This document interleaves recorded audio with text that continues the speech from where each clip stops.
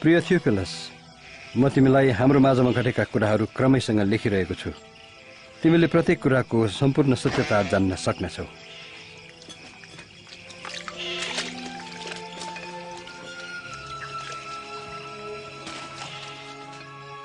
Caesar Augustus रोमको सम्राट हुँदा र हेरोद यहुदियाको राजा हुँदा नासरत शहरमा बस्ने कन्या कहाँ परमेश्वरले गाब्रिएल दूत पठाउनु भयो। त्यस कन्याको नाउँ मरियम थियो।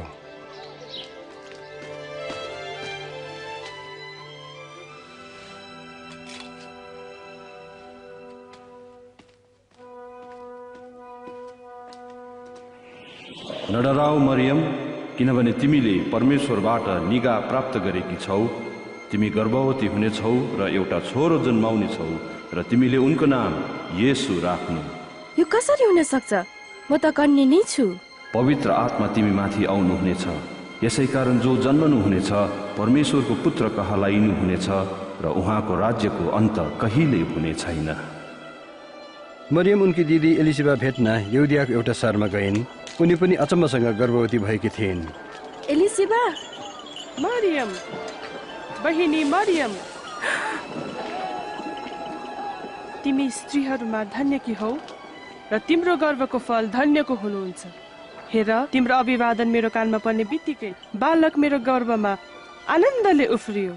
मेरो प्राणले परमप्रभुको प्रशंसा गर्दछ र मेरो आत्मा मेरा मुक्तिदाता परमेश्वरमा रमाउँदछ। अब उपरान्त सबै पुस्ताले मलाई धन्यकी भन्नेछन्।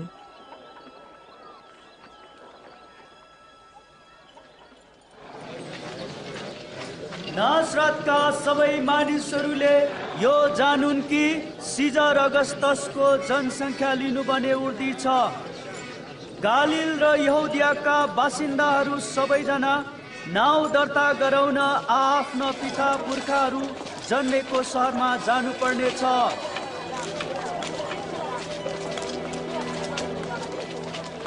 मरियम यहुदियाको बेथलेहेममा आफूलाई मगनी गर्ने युसुफसँग नाउँ लेखाउनले गइन्।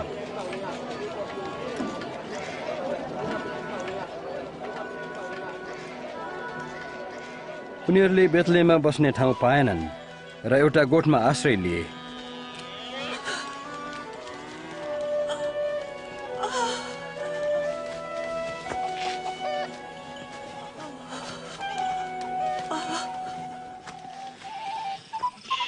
त्यही समय त्यस देशमा राति आफ्नो बगालको हेरचाह गरेर बस्ने गोठालाहरू थिए।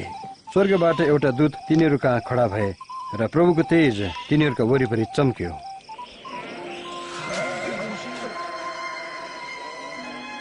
आज दाउदको सहरमा तिमीहरूका निम्ति एउटा मुक्तिदाताको जन्म भएको छ, जो ख्रीष्ट प्रभु हुनुहुन्छ।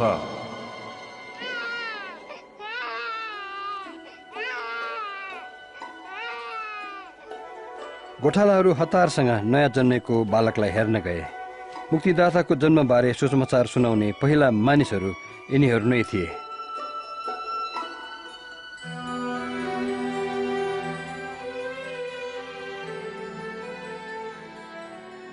आठौं दिनमा बालकको खतना हुँदा उहाँको नाउँ यीशु राखियो।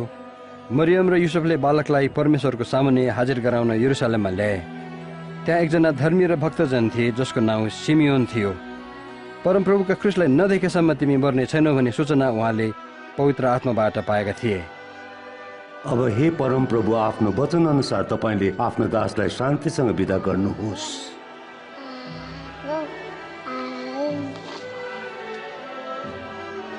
किनकि मेरा आँखाले तपाईँको उद्धार देखेका छन्।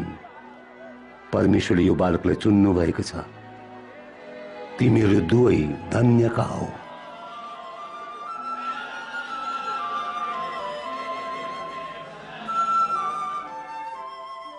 मूसाको व्यवस्था अनुसार सबै काम सिद्ध्याएपछि तिनीहरू यरुसलेमबाट नासरत फर्के।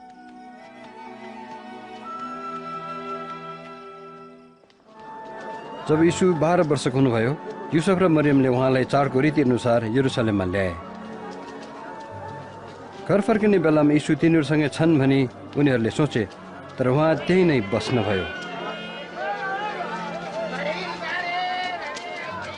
उनीहरू यीशुलाई खोज्न सहरतिर फर्के र तेस्रो दिनमा उनीहरूले उहाँलाई मन्दिरमा शिक्षकहरूसँग प्रश्न गरिरहेको भेटाए। अहो, यस्तो प्रश्नहरू गर्ने कसको छोरो? ऊ नासरतको हो। हामीसँग जानुपर्ने यहीँ पो बसेछ। उहाँलाई क्षमा दिनुहोस्। जतिले उहाँको कुरा सुने सबै छक्क परे।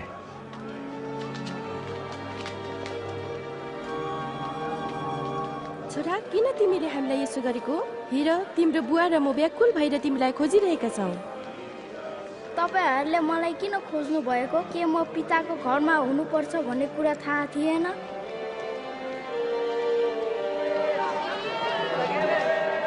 तब उहाँ तिनीहरूसँग नासरतमा जानुभयो अनि बुद्धि, कद र परमेश्वर साथै मानिसहरूको अनुग्रहमा बढ्दै जानुभयो।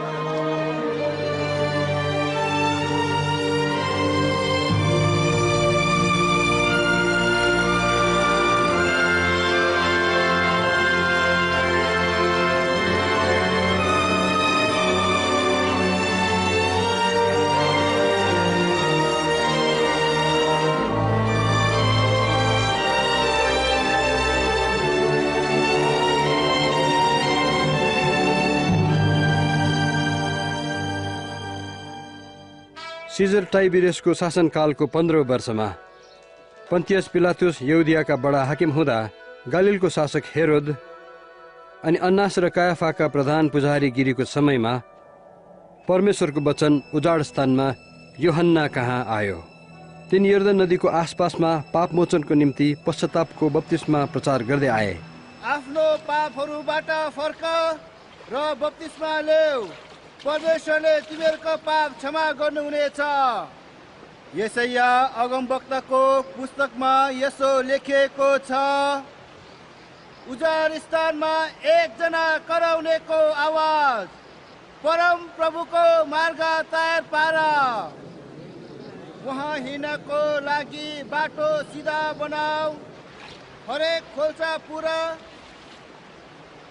हरेक पहाड समतल बनाऊ, भाङ्गा टेढा बाटोहरू सोझो बनाऊ र अप्ठ्यारा बाटोहरू समतल बनाऊ, र सबै मानिसहरूले परमेश्वरको मुक्ति देख्नेछन्। हामी के गरौँ त?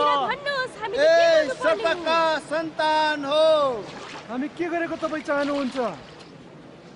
भन्नुहोस्, हामीले कुन बाटो रोजौँ?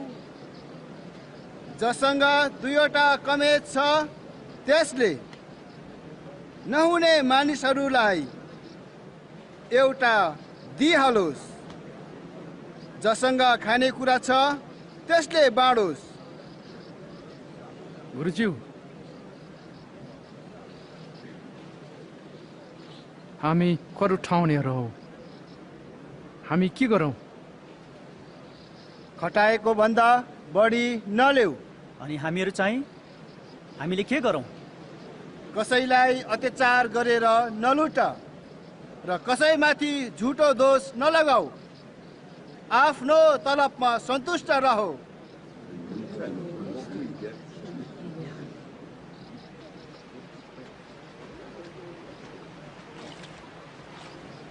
भन्नुहोस् त, के तपाईँ नै ख्रिस्ट हुनुहुन्छ?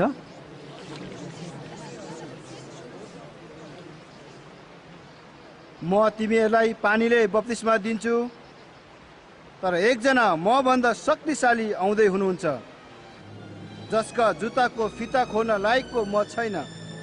उहाँले तिमीहरूलाई पवित्र आत्मा र आगोले बप्तिस्मा दिनुहुनेछ। निफाने नाङ्लो उहाँको हातमा छ, जसद्वारा उहाँले आफ्नो खला राम्ररी सफा पार्नुहुनेछ र गहुँ धनसारमा जम्मा गर्नुहुनेछ।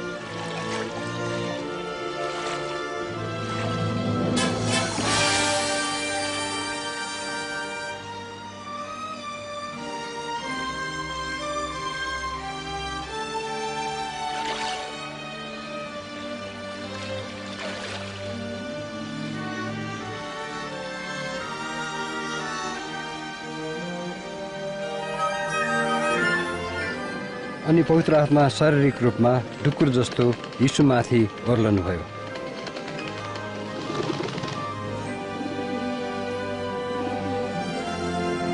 र स्वर्गबाट यस्तो आवाज आयो, तिमी मेरा प्रिय पुत्र हौ, तिमीसँग म प्रसन्न छु।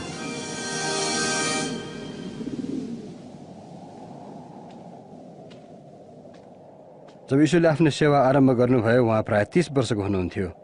उहाँ आत्माले पूर्ण भएर यर्दनबाट फर्कनुभयो र आत्माद्वारा उजाड स्थानमा डोर्याइनुभयो। त्यहाँ 40 दिनसम्म शैतानद्वारा परीक्षित हुनुभयो। ती दिनहरूमा उहाँले केही खानु भएन।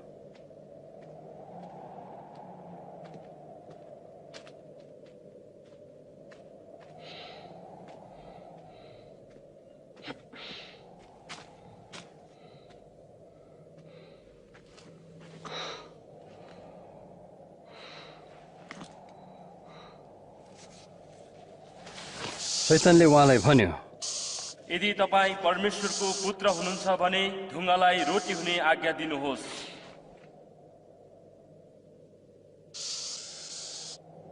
लेखिएको छ, मानिस रोटीले मात्र बाँच्दैन तर परमेश्वरको प्रत्येक वचनले।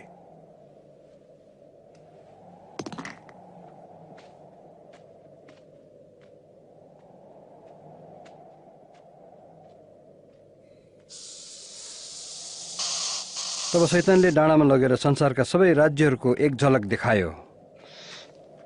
म यो सारा अधिकार र यिनको गौरव तपाईलाई दिनेछु, किनभने यी सबै मलाई सुम्पिएका छन् र म जसलाई इच्छा गर्छु त्यसलाई दिँदछु। यदि मलाई दण्डवत गरेमा सबै तपाईकै हुनेछन्। लेखिएको छ, तैले परमप्रभु परमेश्वरलाई मात्र दण्डवत गर्नु र उहाँको मात्र सेवा गर्नु।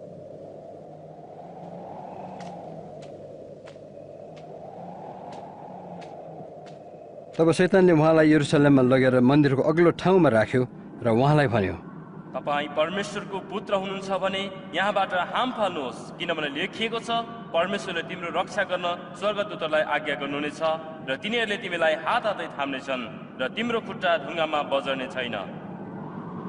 लेखिएको छ, तैले परमप्रभु आफ्ना परमेश्वरको परीक्षा नगर्नु।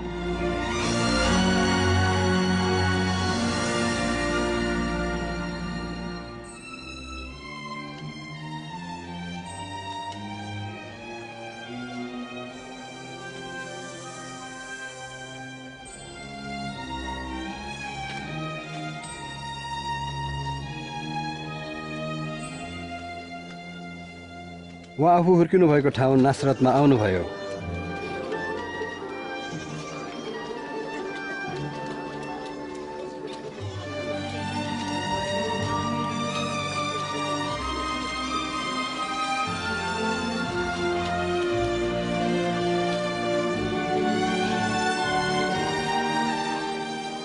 कसो?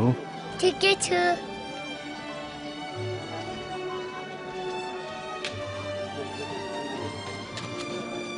उहाँ सदा चाहिँ विश्रामको दिन सभाघरमा जानुभयो र पढ्नलाई उभिनुभयो।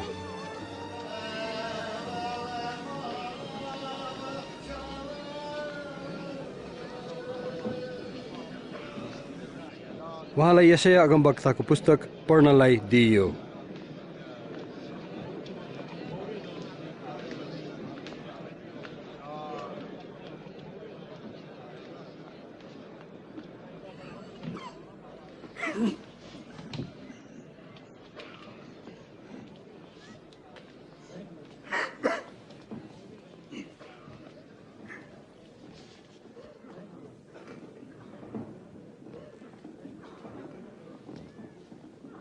परमप्रभुको आत्मा ममाथि छ र मलाई गरिबहरूलाई सुसमाचार सुनाउन छान्नु भएको छ। मलाई कैदीहरूलाई छुटकाराको घोषणा गर्न र अन्धारलाई दृष्टि दिन पठाउनु भएको छ। थिचोमिचोमा परेकालाई स्वतन्त्र गराउनको निम्ति र प्रभुले आफ्नाहरूलाई बचाउने समय आएको छ भने सुनाउन। उहाँ राम्ररी बोल्नुहुन्छ।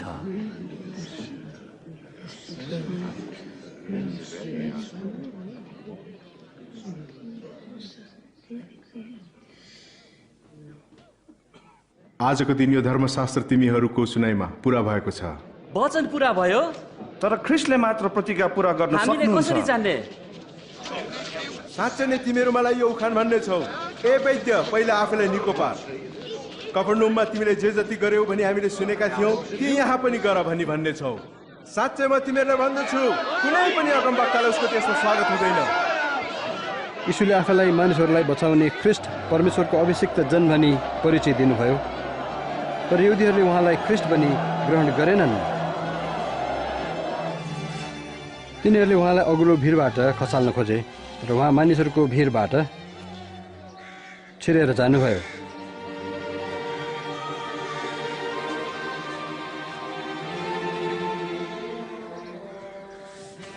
र गालिलको एउटा सहर कफरनहुममा आउनुभयो।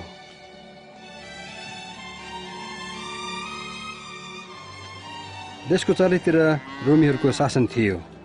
मानिसहरू चाहिँ रोमी अत्याचारबाट मुक्त हुन ख्रिस्टको बाटो हेर्दै थिए।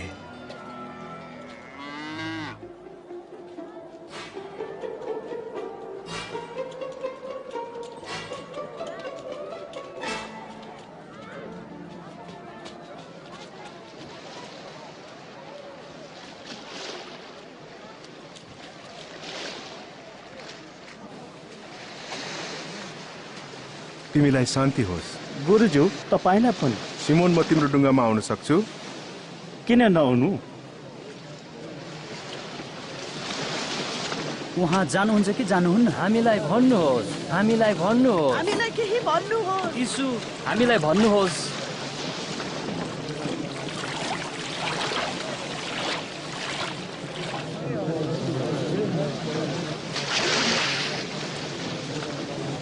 दुईजना मानिस प्रार्थना गर्न मन्दिरमा गए। एकजना फरिसी र अर्को चाहिँ कर उठाउने। फरिसीले उभिएर यसरी प्रार्थना गर्यो, हे परमेश्वर, म तपाईलाई धन्यवाद दिन्छु। म अरू जस्तो लोभी व्यभिचारी छैन, त्यो कर उठाउने जस्तो पनि छैन। म हप्तामा 2 पल्ट उपवास बस्छु, कमाईको 10% दिन्छु। तर कर उठाउने चाहिँ टाढै उभिएर स्वर्गतिर आँखा पनि नउठाई यसो भन्दै छाती पिट्यो, हे परमेश्वर, म पापीमाथि दया गर्नुहोस्। म तिमीहरूलाई भन्दछु, फरिसी भन्दा कर उठाउने चाहिँ धर्मी भएर घर फर्कियो। हरेक जसले आफूलाई उच्च पार्छ त्यो होचिनेछ, र जो होचिन्छ त्यो उच्च पारिनेछ। डुङ्गालाई पर गहिरोतिर लैजाऊ र तिम्रो साथीसित मिलेर माछा पक्रनलाई जाल हान। गुरुज्यू, हामीले रातभरि परिश्रम गरेर पनि केही फेला पार्न सकेनौँ। तर तपाईँले भन्नुहुन्छ भने म एकपटक जाल हान्नेछु। याकुब, योना,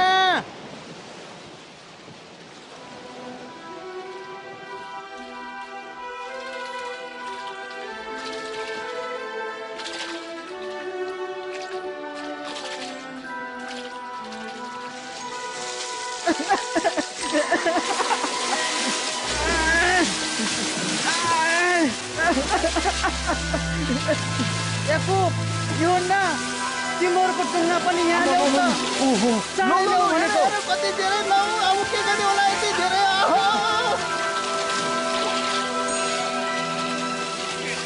आहा, कति धेरै प्रशस्तै भयो, प्रशस्तै भयो।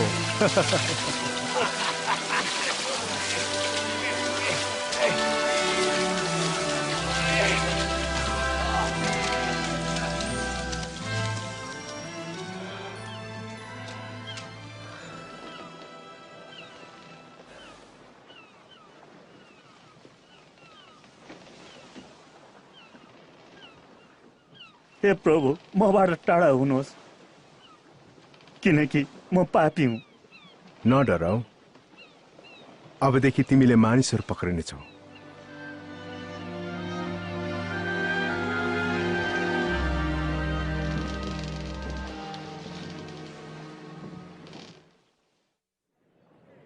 म कहाँ आऊ र मेरो वचन सुन, मेरो कुरा सुन र तिमीहरूले जीवन पाउनेछौ। जबसम्म परमप्रभुलाई पाउन सक्छौ उहाँलाई खोज।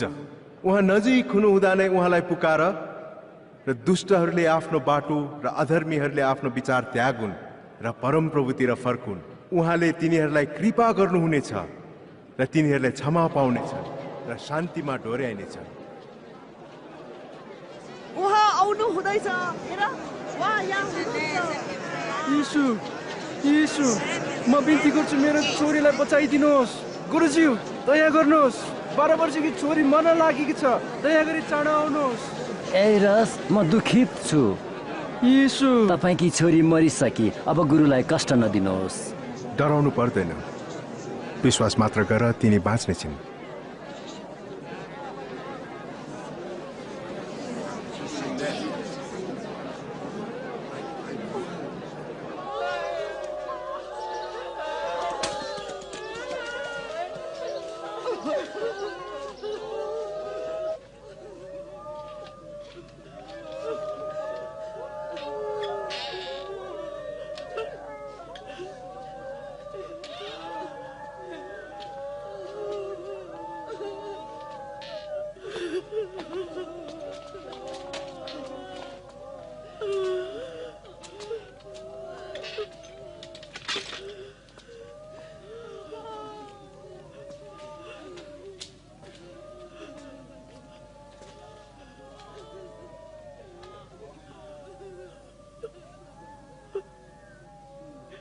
रुनु पर्दैन।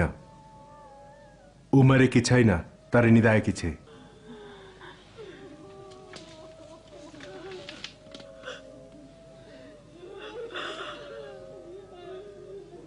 छोरी उठ।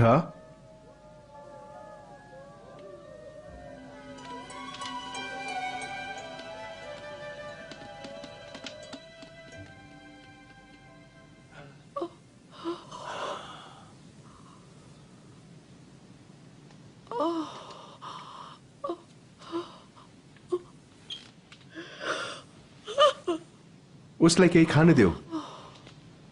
म भन्दैछु, हेर यो घटनाबारे कसैलाई नभन्नु।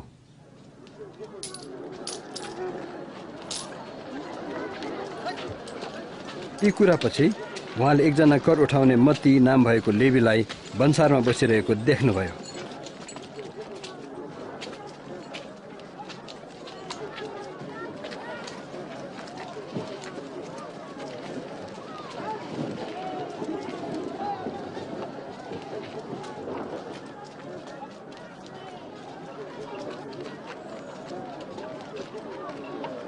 मलाई पछ्याउ।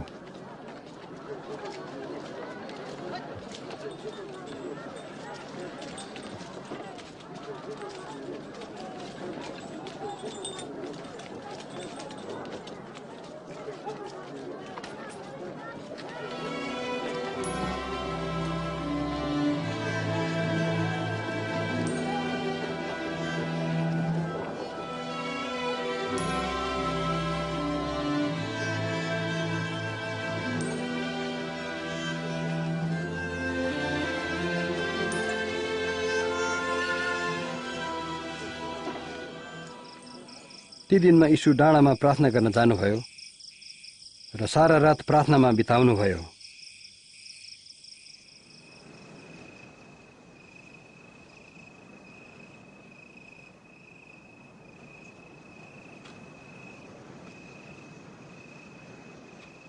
बिहान भएपछि उहाँले आफ्ना चेलाहरूलाई आफू कहाँ बोलाएर 12 जनालाई छान्नुभयो र प्रेरित नाउँ दिनुभयो। सिमोन, जसलाई उहाँले पत्रुस नाम पनि दिनुभयो, तिनका भाइ अन्द्रियास,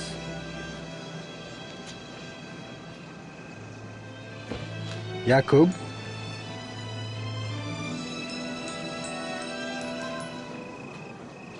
र योहन्ना,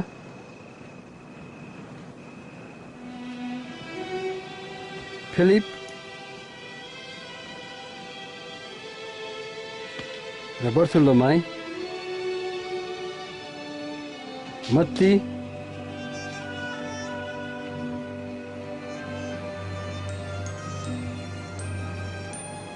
र थोमा, र अल्फाईको छोरो याकुब,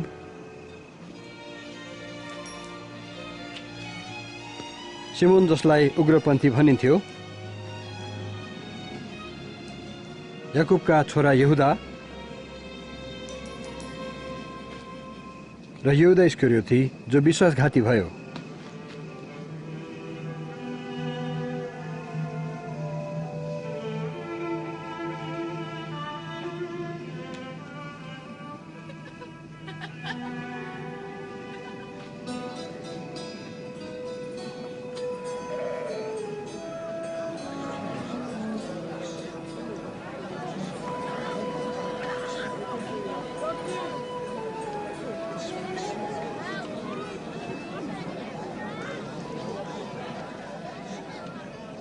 धन्य तिमी गरिब हुनेहरू, किनभने परमेश्वरको राज्य तिमीहरूकै हो। धन्य तिमी अहिले भोकाउनेहरू, किनकि तिमीहरू तृप्त हुनेछौ। धन्य तिमी अहिले रुनेहरू, किनभने तिमीहरू हाँस्नेछौ।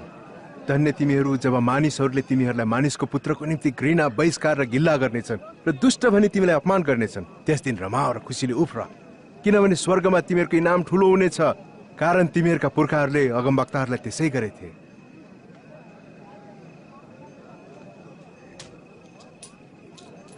सोह्र, 17, 18, 19, 20। बस यति नै? के मतलब यति नै छ भनेर? धिक्कार तिमी धनी हुनेहरू, किनभने तिमीहरूले आफ्नो सुखचैन पाइसकेका छौ।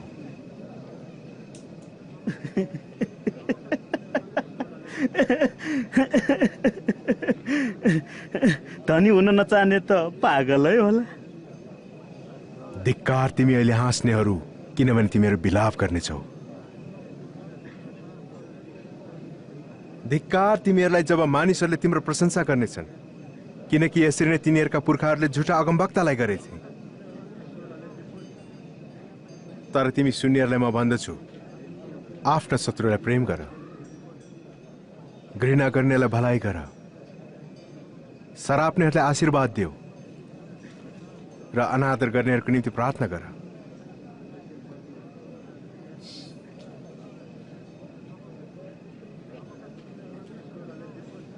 तिमीलाई एक गालामा चड्काउनेलाई अर्को गाला पनि थापिदेऊ,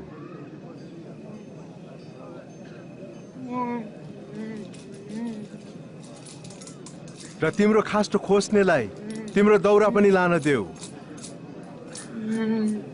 तिमीसित माग्ने हरेकलाई देऊ, अनि तिम्रो चिजबिज लानेसँग फेरि फिर्ता नमाग। अरूबाट जे चाहन्छौ तिमी पनि त्यस्तै गर।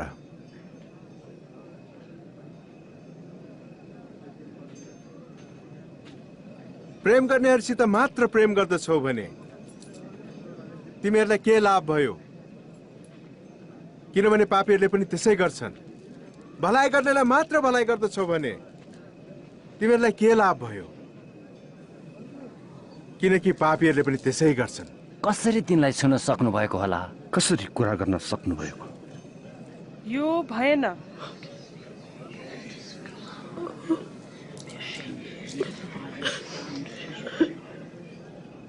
होइन, आफ्ना शत्रुलाई प्रेम गर र तिनीहरूको भलाइ गर। पाउने आशा नराखी ऋण देऊ र तिमीहरूको इनाम ठुलो हुनेछ, अनि परमप्रभुका सन्तान ठहरिनेछौ, किनकि उहाँ बैगुनी र स्वार्थीमाथि कृपालु हुनुहुन्छ। कृपालु हो, तिमीहरूको पिता कृपालु हुनु भए चाहिँ।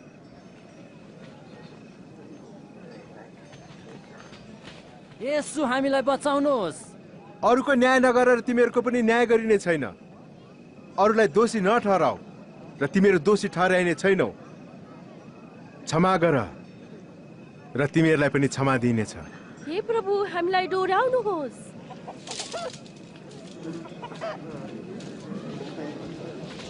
देऊ र तिमीलाई दिइनेछ। जुन नापले तिमी दिन्छौ त्यही नापले पाउनेछौ। अन्धले अन्धलाई डराउन सक्दैन, त्यसो गरे तिनीहरू दुवै खाडलमा पस्छन्। किन भाइको आँखाको छेसको देख्छौ तर आफ्नै आँखामा भएको मुढा चाहिँ थाहा पाउँदैन?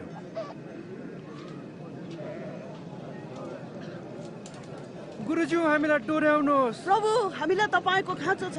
धन्य त्यो नारी जसले तपाईँलाई जन्माइन् र आफ्नो दुध खुवाइन्। बरु तिनीहरू धन्य हुन् जसले परमेश्वरको वचन सुन्छन् र पालन गर्छन्। यो मानिस को होला? तिमी के सम्झन्छौ? मसीहा?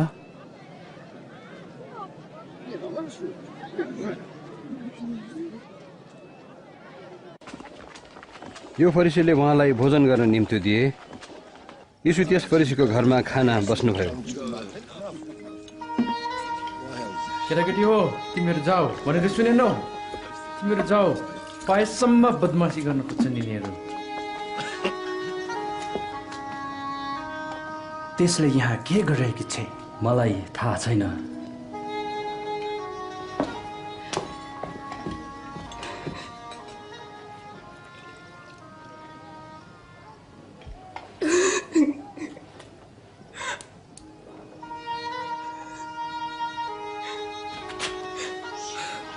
त्यसले के गरिरहेकी थिए?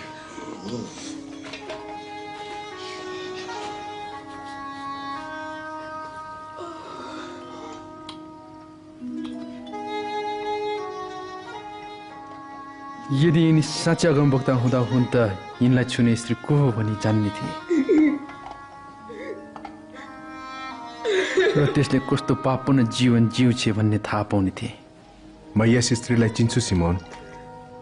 म तिमीलाई के कुरा भन्न चाहन्छु। कोही साहुका 2 ऋणीहरू थिए। एउटाले 500 र अर्कोले 50 रुपियाँ ऋण लिएका थिए। तर तिनीहरूले तिर्न नसक्दा दुवैलाई उसले माफी दिए। अब भने यी 2 मध्ये कुन चाहिँले तिनलाई बढी प्रेम गर्लान्? म ठान्छु जसले बढी क्षमा पायो। ठिकै भन्यो। यस स्त्रीलाई देख्दैछौ? म तिम्रो घरभित्र आए तर तिमीले मलाई खुट्टा धुने पानी दिएनौ। तर यसले त मेरो खुट्टा आँसुले धोएर कपालले पुछे।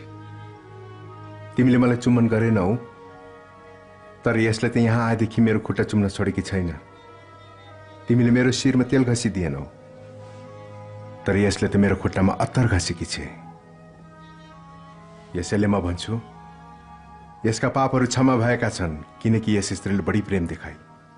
तर जसलाई थोरै क्षमा गरिन्छ त्यसले थोरै प्रेम गर्दछ।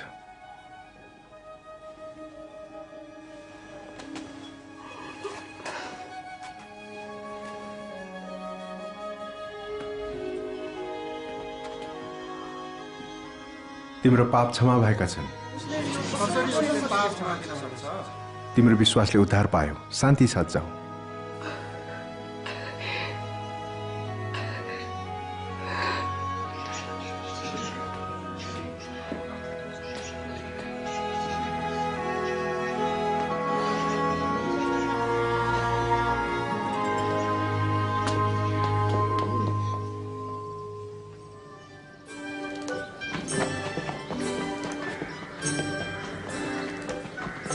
अनि सुप्रचार गर्दै र परमेश्वरको राज्यको सुसमाचार सुनाउँदै जानुभयो। उहाँसित 12जना चेलाहरू थिए। कति स्त्रीहरू पनि उहाँको साथमा थिए जो दुष्ट आत्मा र रोगबाट निगो भएका थिए। मग्दलिनी भन्ने मरियम, हेरोदको कारिन्दा चुजाकी पत्नी योहन्ना र सुजना।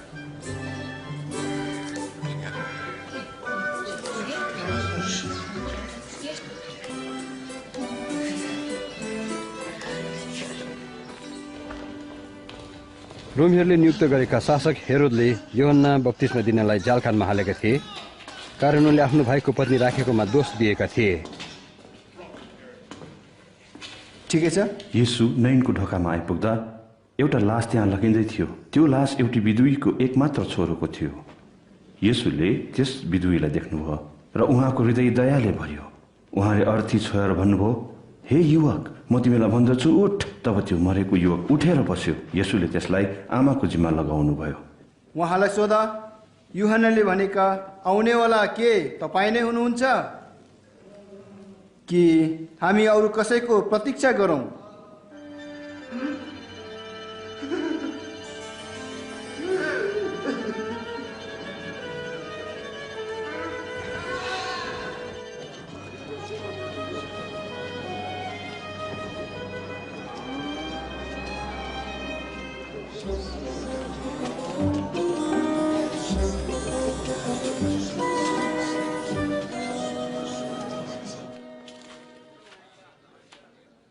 गुरुज्यू,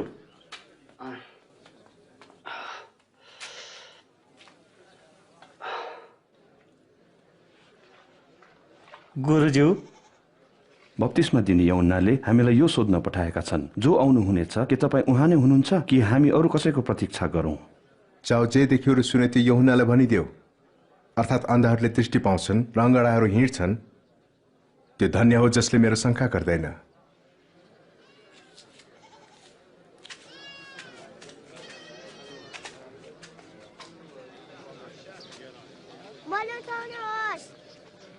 मेरो काखमा हो, देख्दैछौ?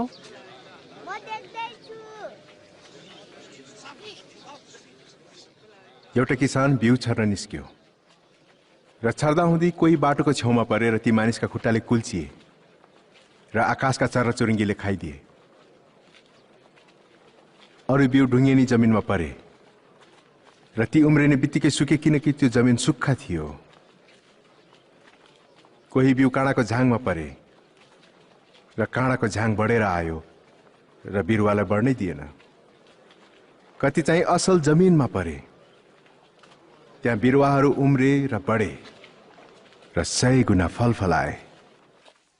गुरुज्यू, तपाईँ भिडमा हुँदा उखानहरूमा किन बोल्नुहुन्छ? तिमीहरूलाई परमेश्वरको राज्यको भेद जान्ने ज्ञान दिएको छ, तर अरूहरूलाई त उखानहरूमा, किनकि तिनीहरूले सुनेर पनि नबुझुन् अनि हेरेर पनि नदेखुन्।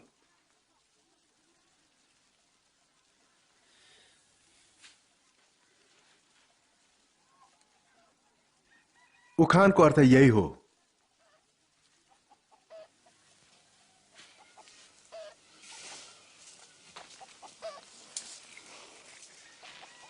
बिउ चाहिँ परमेश्वरको वचन हो। बाटोको छेउमा पर्ने बिउ चाहिँ तिनीहरू हुन् जसले सुन्छन् तर विश्वास गरी तिनीहरूको उद्धार हुन्छ भने शैतानले तिनीहरूको हृदयबाट वचन हरेर लैजान्छ।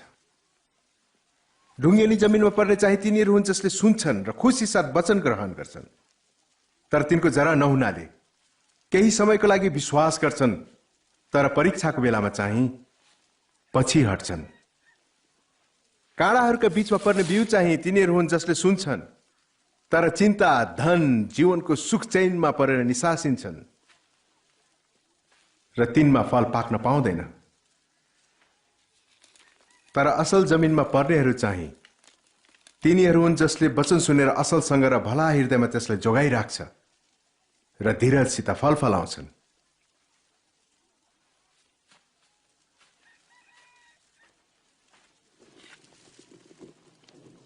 कसैले बत्ती बालेर भाँडाले छोप्दैन, खाटमुनि पनि राख्दैन, भित्र आउने मानिसहरूलाई उज्यालो होस् पनि सामदानमा राख्दछ।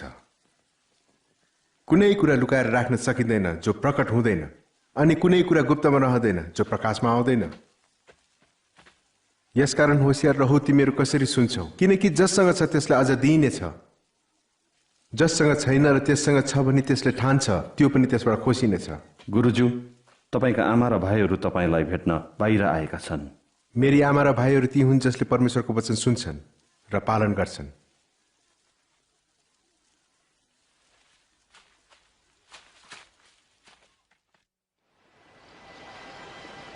एक दिन यीशु आफ्ना चेलाहरूसँग डुङ्गामा चढ्नुभयो र भन्नुभयो, हामी झिलको पारिपट्टि जाउँ।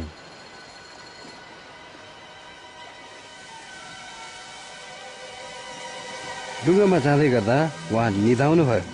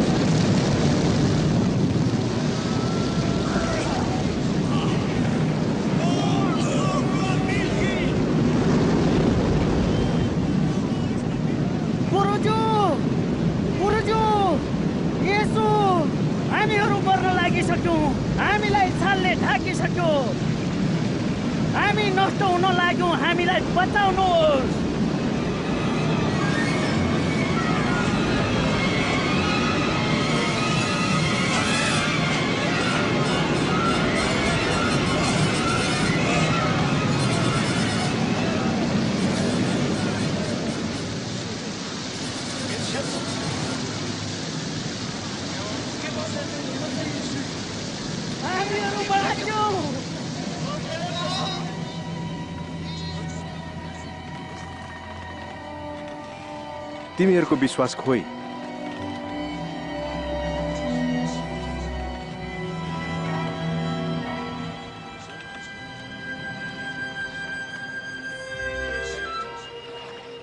उहाँहरू गेरासिनीको प्रदेशमा आइपुग्नुभयो जो गालिलको पारिपट्टि पर्छ।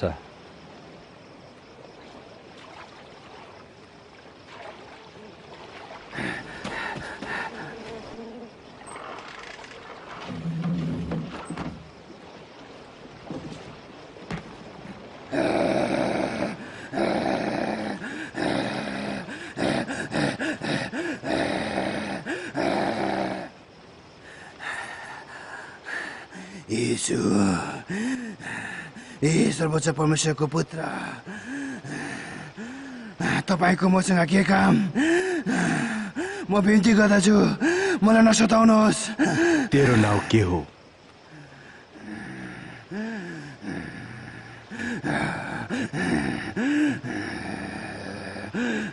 फौज। प्रभु, हामी बिन्ती गर्दछौँ, हामी लागत खालामा नपठाउनुहोस्। हामीहरूलाई सुँगुरहरूभित्र पस्न दिनुहोस्।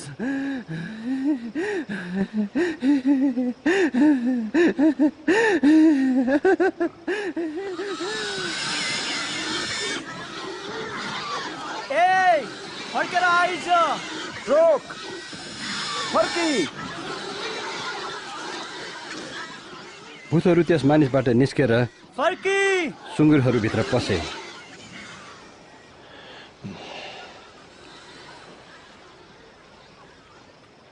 यहाँबाट गइहाल। ए जादुवाला, गइहाल। यहाँबाट गइहाल, गइहाल। यहाँबाट गइहाल। तपाईँ जहाँ जहाँ जानुहुन्छ मलाई पनि आउन दिनुहोस्। तिमी आफ्नो घर जाऊ र परमेश्वरको आश्चर्य कर्मको वर्णन गर।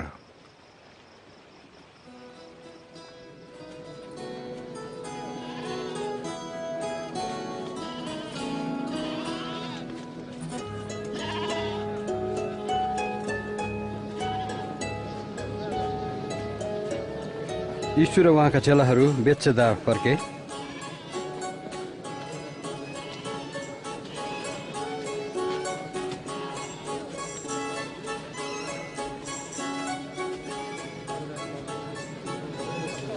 तर यो थाहा पाएर भिडहरू उहाँको पछि पछि लागे।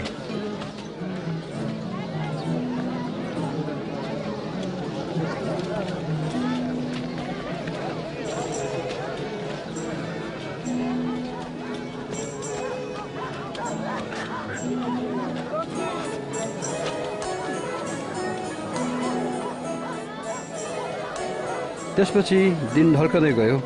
सिमोन पत्रुसले भने, गुरुज्यू, भिडलाई बिदा दिनुहोस् र तिनीहरू गएर छेउछाउका गाउँ बस्तीतिर बास बसुन् र खानाको व्यवस्था पनि गरून्, किनकि यो एकान्त ठाउँ छ।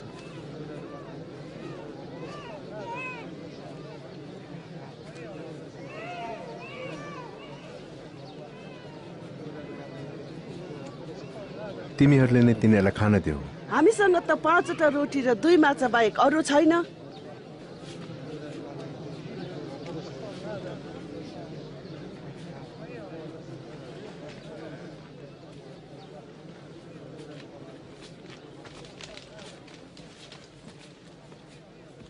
धन्यवाद परमप्रभु हाम्रा परमेश्वर, सारा सृष्टिको मालिक, जसले पृथ्वीबाट भोजन उब्जाउनुहुन्छ।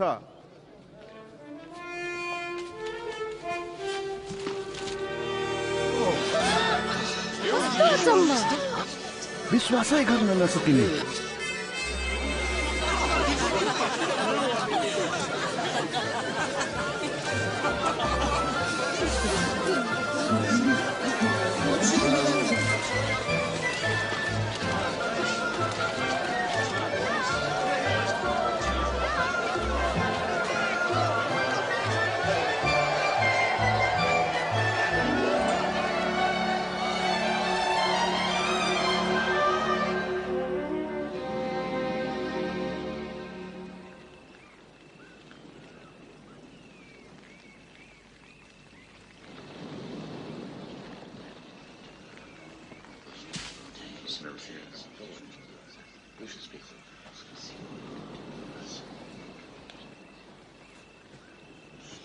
मानिसहरूले मलाई को हो भन्दछन्?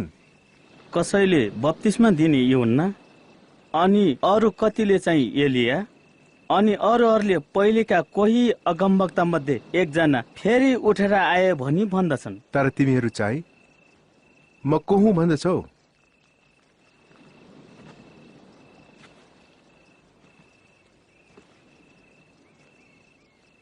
तपाईँ परमेश्वरका ख्रिस्ट। तिमीहरू अरू कसैलाई कुरा नभन्नु। मानिसको पुत्रलाई धेरै दुःख उठाउनु पर्छ र इन्कारिनेछ, ऊ मारिनेछ, तर तेस्रो दिनमा मृतकबाट जीवित भई उठ्नेछ।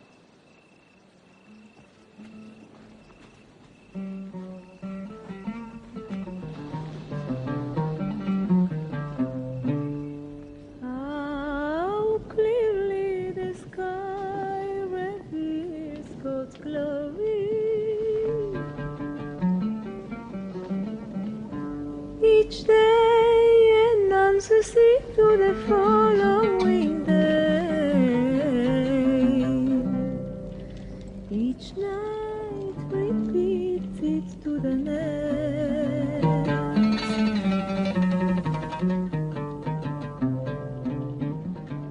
कोही मेरो पछि आउने इच्छा गर्दछौ? म तपाईको पछि लाग्नेछु प्रभु, तर पहिले आफ्नो घरमा हुनेहरूसँग मलाई बिदा लिन दिनुहोस्। आफ्नो हात हलोमा लगाएर पछिल्तिर हेर्नेहरू परमेश्वरका राज्यका योग्य हुँदैनन्। कोही मेरो पछि आउने इच्छा गर्दछ भने पहिले आफूलाई इन्कार गरोस् र दिनहुँ आफ्नो क्रुस उठाएर मेरो पछि लागोस्। जसले आफ्नो प्राण जोगाउने इच्छा गर्दछ त्यसले गुमाउनेछ, तर जसले आफ्नो प्राण मेरो खातिर गुमाउँछ उसले त्यो बचाउनेछ। मानिसले सारा संसार हात पारेर आफ्नो आत्मा चाहिँ गुमाउँछ भने उसलाई के लाभ हुन्छ र?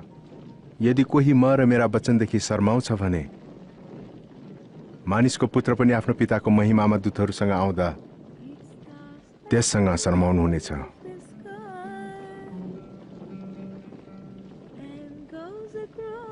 साँच्चै भन्दछु, यहाँ उभिनेहरू कोही कोही छन् जसले परमेश्वरको राज्य देख्न अघि मृत्यु चाख्ने छैनन्।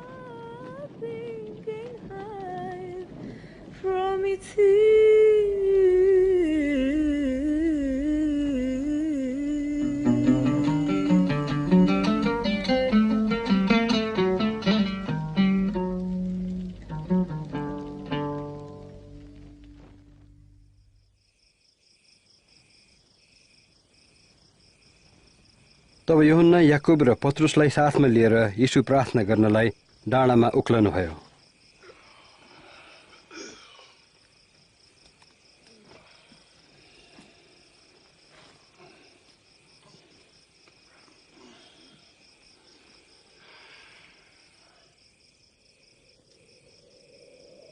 उहाँले प्रार्थना गरिरहनु हुँदा उहाँको मुहारको रूप बदलियो र उहाँको वस्त्र सेतो र चहकिलो भयो।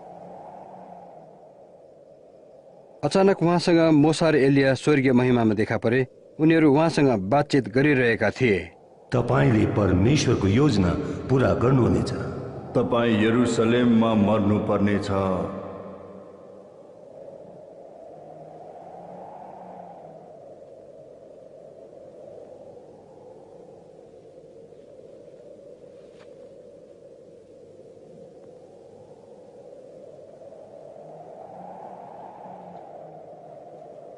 उनीहरूसँग बिदा हुँदै गर्दा पत्रुसले उहाँलाई भने, गुरुज्यू, हामीलाई यहीँ बस्नु अति असल रहेछ। हामी 3वटा डेराहरू बनाऊ, एउटा तपाईँको निम्ति। पत्रुस बोल्दा बोल्दै बादल आएर उहाँहरूलाई छोप्यो र अर्को एलियाको निम्ति। चेलाहरू साह्रै डलाए। अनि बादलबाट यस्तो आवाज आयो, यिनी मेरा प्रिय पुत्र हुन् जसलाई मैले छानेको छु, यिनको वचन सुन।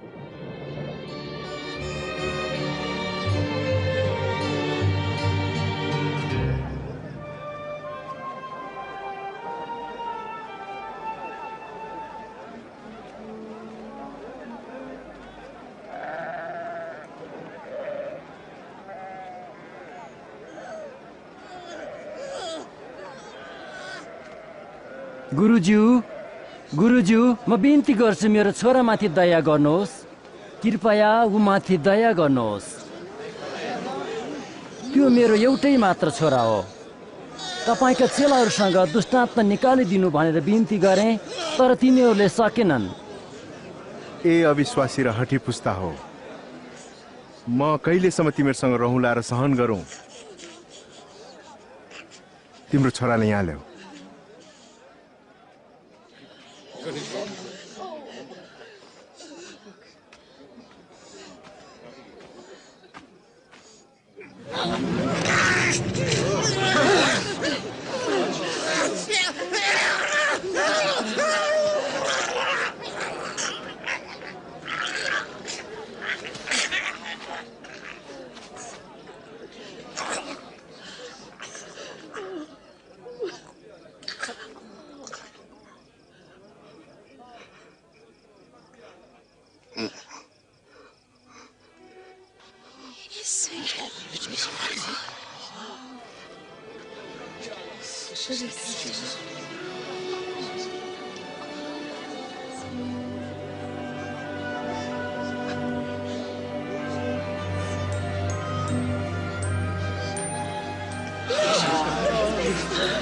उसको अनुहार पनि निको भयो। कति अचम्म।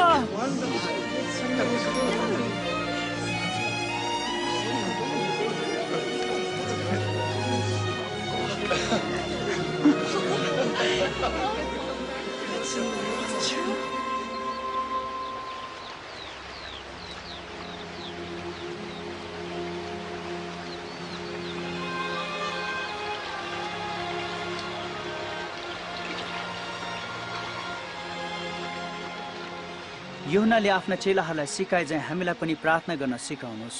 तिमीहरूले प्रार्थना गर्दै यसो भन, हे हाम्रा स्वर्गमा बस्नुहुने पिता, तपाईँको नाउँ पवित्र गरियोस्, तपाईँको राज्य आओस्, तपाईँको इच्छा स्वर्गमा भए चाहिँ यस पृथ्वीमा पुरा होस्। हाम्रो प्रतिदिनको भोजन हामीलाई दिनुहोस्, अनि हाम्रो अपराध क्षमा गर्नुहोस्, जसरी हामीले पनि हाम्रा अपराध गर्नेहरूलाई क्षमा गरेका छौँ। अनि हामीलाई परीक्षामा नलैजानुहोस्, तर दुष्टदेखि बचाउनुहोस्।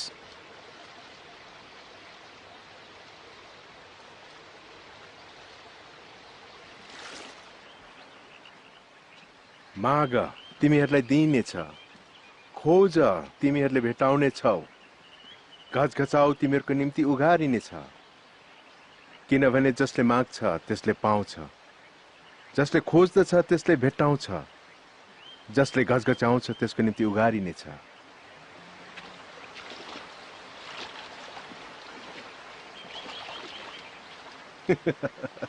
तिमीहरू मध्ये कुन चाहिँ बाबु होला जसको छोराले माछा माग्दा साँप देला, अथवा अन्डा माग्दा त्यसलाई बिच्छी देला?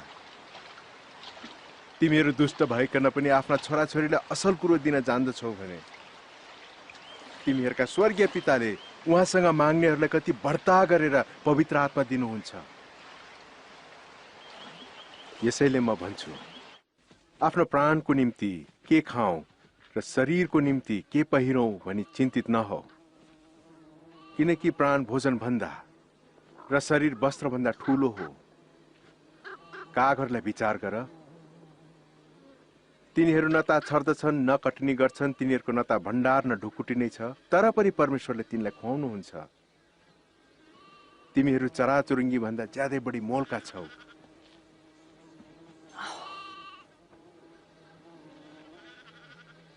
तिमीहरू मध्ये कसले फिक्री गरेर आफ्नो उमेर बढाउन सक्छ? यति सानो काम त गर्न सक्दैनौ भने अरू कुराको किन फिक्री गर्छौ? लिली फुललाई विचार गर, ती कसरी बढ्छन्, न त काट्छ न परिश्रम गर्छ। तैपनि सुलेमान राजा सारा गौरवमा यी मध्ये एउटा जति पनि विभूषित थिएनन्। यदि परमेश्वरले आजको भोलि चुलामा फालिने घाँसलाई त सिँगार्नुहुन्छ भने उहाँले तिमीहरूलाई झन् कति बढ्ता गरी आभूषित गर्नुहुनेछ। ए अल्प विश्वासी हो, हामीहरूको विश्वास बढाइदिनुहोस्। तिमीहरूमा राएको गेडा जति पनि विश्वास भएदेखि तिमीहरूले यस किम्बुको बोटलाई जरैसित उखिलेर समुद्रमा जा भन्यो भने पनि त्यसले मान्नेछ।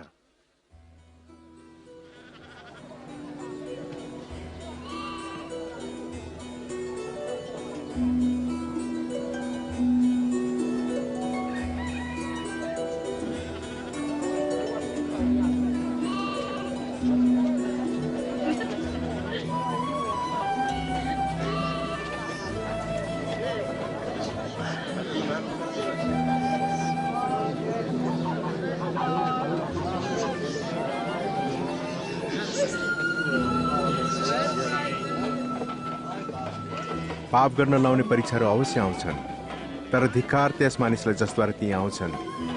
जुन मानिसले सानाहरूमध्ये एउटालाई पाप गर्न लाउँछ, त्यसको गलामा जाँतो झुन्डाएर त्यसलाई समुद्रमा फालिदिनु नै बेस हुनेछ। परमेश्वरको राज्य के जस्तो छ?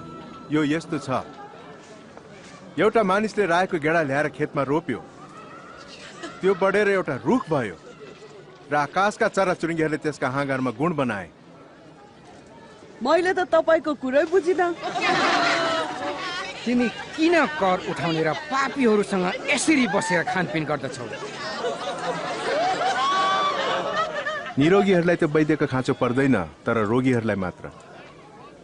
म धर्मीहरूलाई पश्चातापको निम्ति बोलाउन आएको होइन, तर पापीहरूलाई।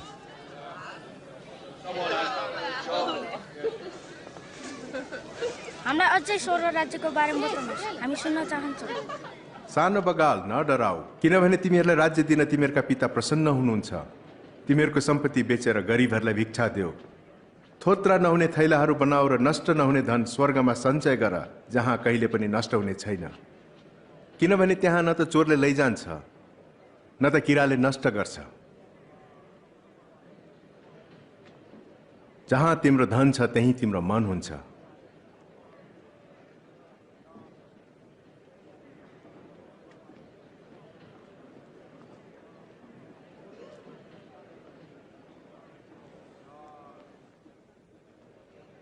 ए नारी, तिमी आफ्नो रोगबाट मुक्त भयो।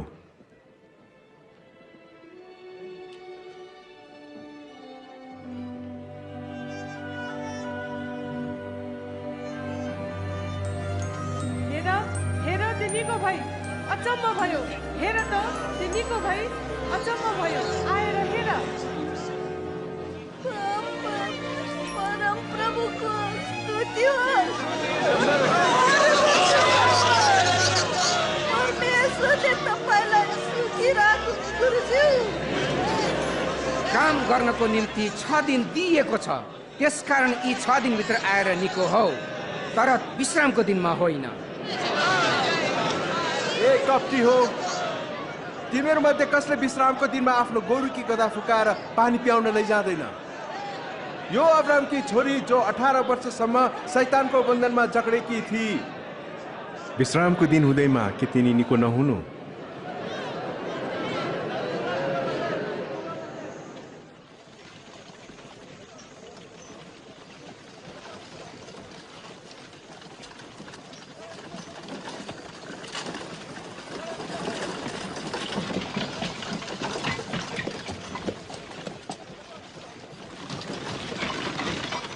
हे असल गुरु, अनन्त जीवन पाउनलाई म के गरौँ?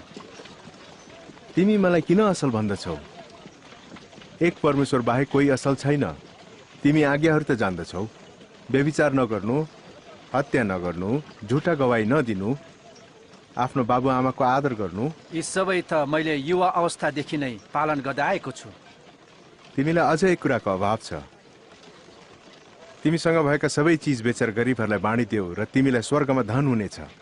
त्यसपछि मेरो पछि लाग। तर हामी व्यापारीहरू हौँ र धनी छौँ।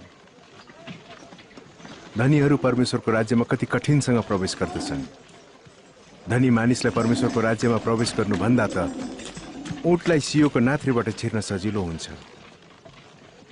तब कसको उद्धार हुन सक्छ त? मानिसहरूको लागि जे असम्भव छ त्यो परमेश्वरको लागि सम्भव छ। साँच्चै नै यो परमेश्वरको राज्य कहिले आउँछ? परमेश्वरको राज्य देखिने गरी आउँदैन। न त मानिसहरूले भन्ने छन्, हेर यहाँ छ अथवा त्यहाँ छ, किनभने हेर परमेश्वरको राज्य तिमीहरूकै बीचमा छ। त्यो समय आउने छ जब तिमीहरू मानिसको पुत्रको कुनै एक दिन हेर्ने इच्छा गर्नेछौ, तर तिमीहरूले देख्ने छैनौ। किनकि जसरी बिजुली चम्कदा आकाशको एक छेउदेखि अर्को छेउसम्म उज्यालो पार्छ, मानिसको पुत्र पनि आफ्नो दिनमा त्यस्तै हुनेछ। तर पहिले उसले धेरै कष्ट सहनुपर्छ र यस पुस्ताबाट बहिष्कृत हुनुपर्छ।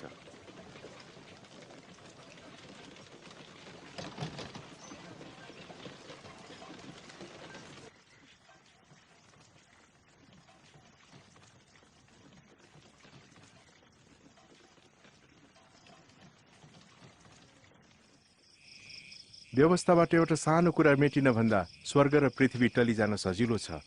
यसकारण म यो भन्दछु कि तिमीहरूले देखे झैँ धेरै अगमवक्ता र राजाहरूले हेर्ने इच्छा गरे तर देख्न पाएनन्, अनि सुन्ने इच्छा गरे तर सुन्न पाएन। हामीहरूले के गर्नुपर्छ? व्यवस्थामा के लेखिएको छ, तिमीले त्यसलाई कसरी बुझ्यौ? तैले परमप्रभु आफ्नो परमेश्वरलाई आफ्नो सारा हृदयले, आफ्नो सारा प्राणले, आफ्नो सारा समझले र आफ्नो सारा मनले प्रेम गर। र आफ्नो छिमेकीलाई आफैलाई चाहिँ प्रेम गर। तिमीले ठिकै भन्यौ, त्यसै गर तिमी जिउने छौ। मेरो छिमेकी चाहिँ को हो त? ती सिपाहीहरू त होइनन्। सिजन नि त। एउटा मानिस यरुशलेमबाट यरीहोतिर जाँदै गर्दा त्यो डाकुहरूको फेला पर्यो। तिनीहरूले त्यसलाई नाङ्गे पारेर पिटेर अधमरो पारी छाडेर गए। संयोगवश एउटा पुजारी त्यही बाटो भएर जाँदै थियो र त्यो मान्छेलाई देखेर त्यो अर्कोपट्टि तर्केर गयो। त्यसै गरी एउटा लेवी पनि त्यस ठाउँमा आएर त्यसलाई देखेपछि अर्कोपट्टि तर्केर गयो। तर एउटा सामरी उसको यात्रामा जाँदै गर्दा त्यो मान्छे भएको ठाउँमा आइपुग्यो र त्यसलाई देखेर उसको मन दयाले भरियो र त्यस कहाँ गएर तेल र दाखमध्य लगाएर त्यसका घाउहरूमा पट्टी बाँधिदियो र आफ्नै गधामाथि चढाएर त्यसलाई एउटा पौवामा ल्याई त्यसको हेरचाह गर्यो। भोलिपल्ट उसले 2 चाँदीका सिक्का पौवाको मालिकलाई दिएर भने, यिनको हेरचाह गर र अरू बढी खर्च लागे म फर्केर आउँदा तिमीलाई तिरिदिनेछु। तिम्रो विचारमा यी 3 जना मध्ये डाकुहरूका हातमा पर्ने मानिसको छिमेकी कुन चाहिँ ठहरियो? जसले माथि दया देखायो। हो, जाऊ तिमी पनि त्यसै गर। बालकहरूलाई म कहाँ आउन देऊ, तिनीहरूलाई नरोक, किनभने परमेश्वरको राज्य यस्तैहरूको हो। साँच्चै म तिमीहरूलाई भन्दछु, जसले एउटा बालकले जस्तै गरी परमेश्वरको राज्यलाई ग्रहण गर्दैन त्यो कुनै रीतिले त्यसभित्र प्रवेश गर्ने छैन। यस बालकलाई मेरो नाममा ग्रहण गर्नेले मलाई गर्छ र मलाई ग्रहण गर्नेले मलाई पठाउनेलाई गर्दछ। तिमीहरूमा जो सानो छ त्यही महान बन्नेछ।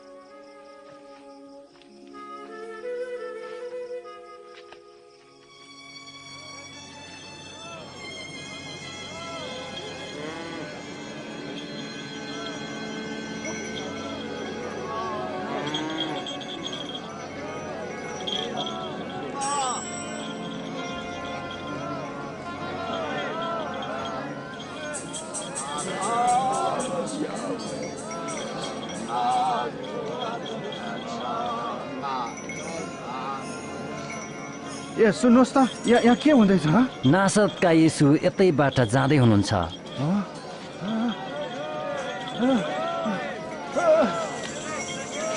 येशू,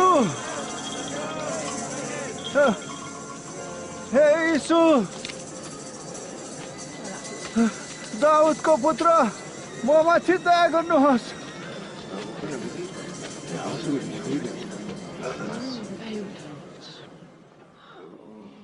तिम्रो लागि के गरिदिनु पर्यो? म फेरि देख्न पाऊँ।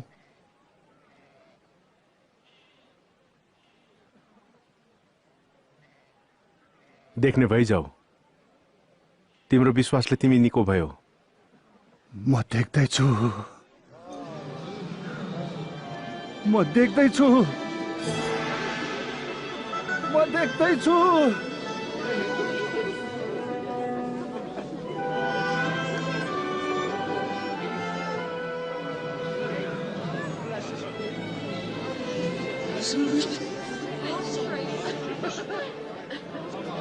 जसै यीशु यरुशलेमतिर जाँदै हुनुहुन्थ्यो, जताततै मानिसहरूको भिडले उहाँलाई पछ्याए र परमेश्वरको राज्य साथै उहाँको बारेमा जान्न चाहे।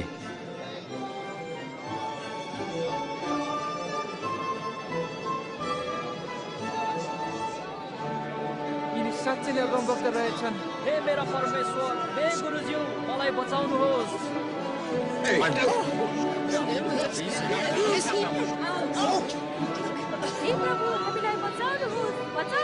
प्रभुको स्तुति होस्। प्रभु हामीलाई सत्य बाटो देखाउनुहोस्।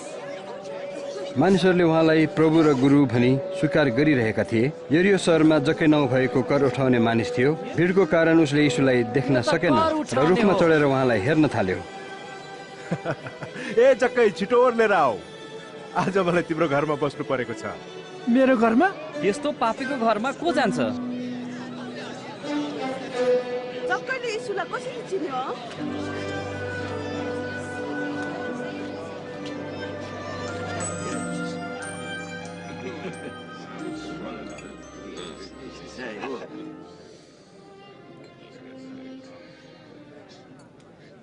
हेर्नुहोस्, म आफ्नो सम्पत्तिको आधा भाग गरिबहरूलाई दिन्छु र कसैबाट अन्यायपूर्वक केही लिएको छु भने म त्यसको 4 गुणा फिर्ता गरिदिनेछु।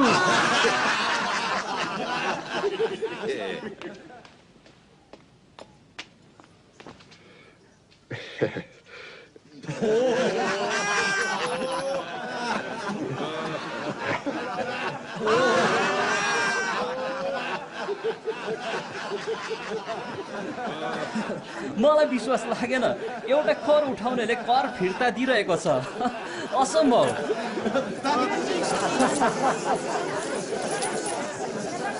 आज यस घरमा मुक्ति आएको छ किनभने यिनीपट्टि अब्राहमका सन्तान हुन् किनभने मानिसको पुत्र हराएकाहरूलाई खोज्न र उद्धार गर्न आएको हो।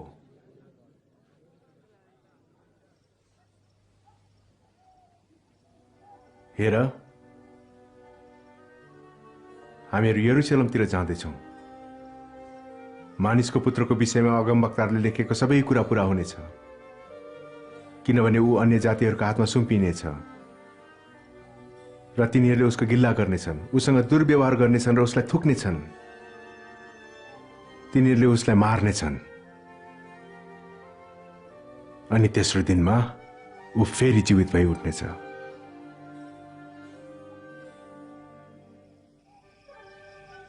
मानिसहरूको पापको निम्ति मारिनुपर्छ भन्ने जानेर पनि यीशु यरुशलेमतिर लाग्नुभयो। उहाँको आगमनले धेरैजना रमाउँदै परमेश्वरको प्रशंसा साथ उहाँलाई उनीहरूको राजा भनी घोषणा गरे।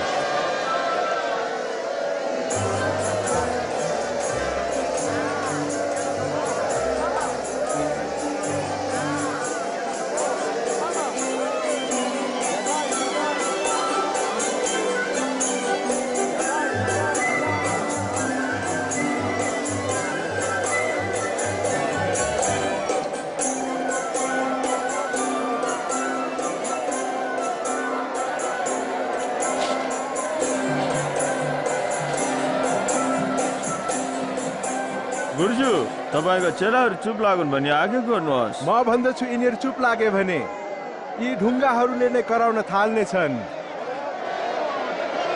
स्वर्गमा शान्ति र परमधाममा महिमा होस्।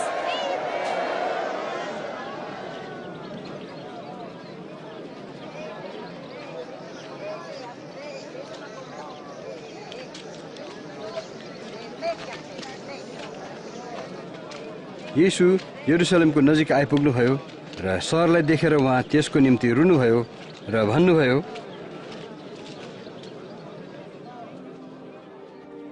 यदि आजको दिन शान्तिको पथले जानेको भए पनि हुने थियो, तर अब तेरो दृष्टिबाट त्यो लुकेको छ।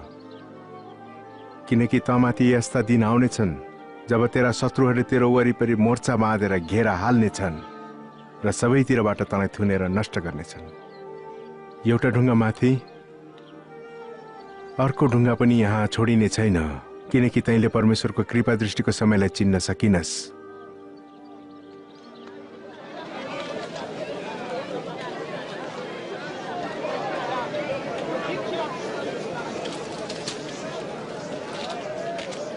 यरुशलेमको पवित्र मन्दिरमा प्रार्थना र आराधना हुन छाडेर एक व्यापारिक केन्द्र बनेको थियो।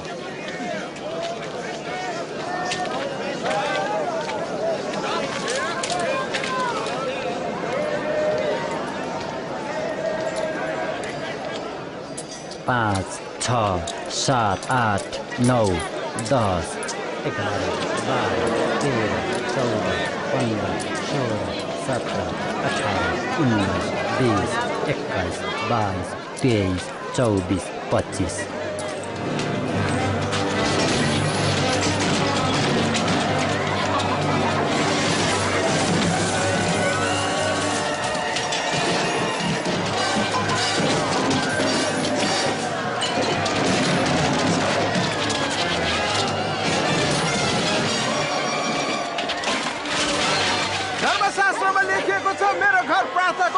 तर तिनीहरूले त यसलाई डाकुहरूको अड्डा बनाएका छौ। उसले मेरो पशुहरू खेदिरहेछ, उसलाई रोक, उसलाई रोक।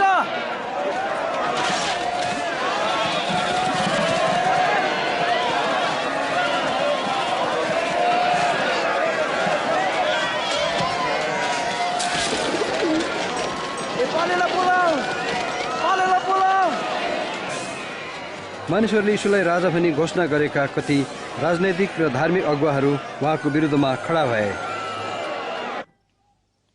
त्यसलाई धेरैले राजा भनी मानेको चाल पाएको छु। राजा पापीहरूका राजा यस्ताहरू पहिला पनि आए, यस्ताहरू आउँछन्, ढोल पिट्छन्, त्यसपछि अनि हराउँछन्। अन्धा नहो, उसका पछि लाग्नेहरूको संख्या बढ्दैछ। मानिसहरू उसलाई चाहन्छन्, राजा नै ठान्छन्। हेर, म तिमीहरूलाई चेतावनी दिँदैछु, त्यसले यसरी नै शान्ति खलबलाउँछ भने म तिमीहरूलाई ठिक पार्नेछु।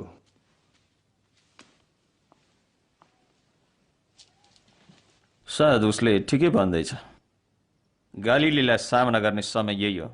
जसै उहाँले जोडतोडसँग शास्त्रीहरू र फरिसीहरूको कप्टीपनालाई देखाइदिए, त्यसरी नै उहाँलाई पछ्याउने यहुदीहरूको संख्या बढ्दै गयो।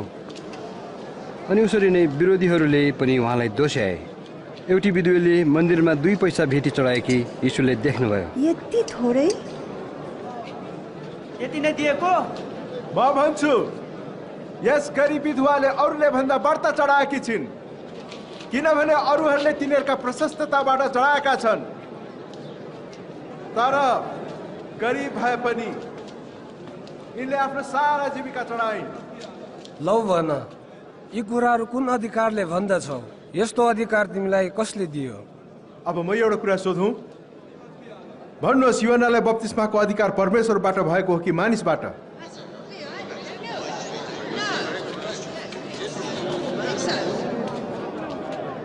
अब हामीले के भनौँ? परमेश्वरबाट भनौँ भने उसले सोध्नेछन्, तब किन विश्वास गरेनौ? मानिसहरूबाट भनौँ भने सबैले हामीलाई ढुङ्गाले हान्नेछन्। तिनीहरू सबै यूहन्नालाई अगमवक्ता भन्दछन्। हामी जान्दैनौ ऊ कहाँबाट आएको हो। त्यसो भए म पनि कुन अधिकारले काम गर्दछु तिमीहरूलाई भन्दिन।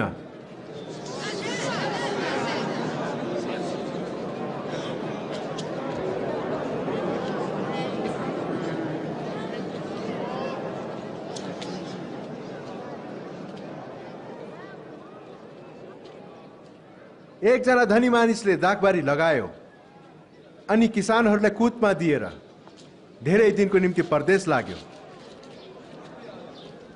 जब फसलको समय आइपुग्यो, त्यसले आफ्नो एउटा दासलाई आफ्नो भाग लिनको निम्ति पठायो, तर किसानहरूले त्यसलाई पिटेर रित्ते हात पठाइदिए।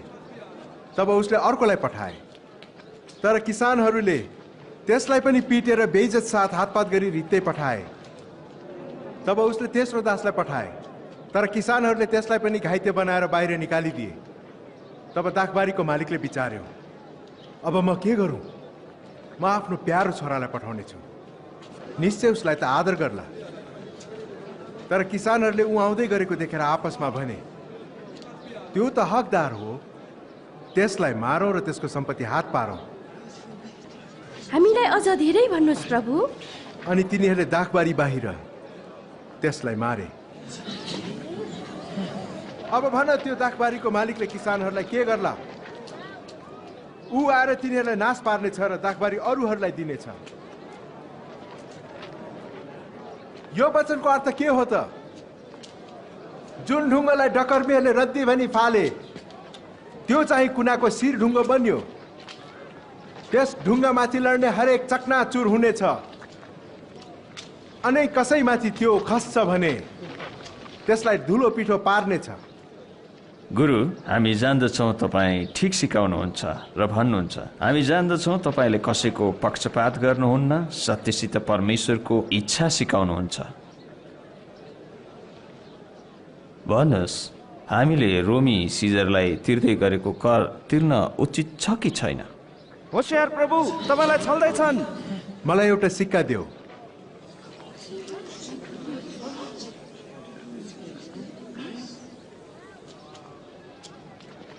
यसमा कसको छाप लगाइएको छ? सिजरलाई दिनुपर्ने थोक सिजरलाई नै देऊ, र जे परमेश्वरका हुन् परमेश्वरलाई नै देऊ। यस विषयमा के उत्तर दिन्छौ? अब अखमेरी रोटी अथवा निस्तार चाडको दिन नजिक आयो।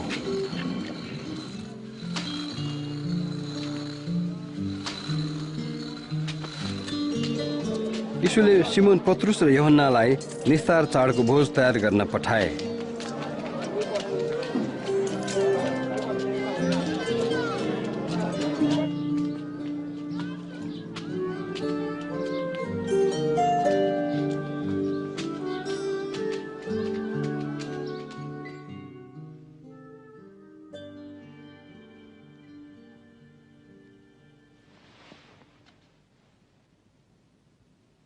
दुःख भोग्न अघि नै तिमीहरूसित यो चाड मनाउन ठूलो इच्छा गरेथे। म भन्छु, परमेश्वरको राज्यको पूरा अर्थ नपाएसम्म म यो फेरि कहिले खाने छैन।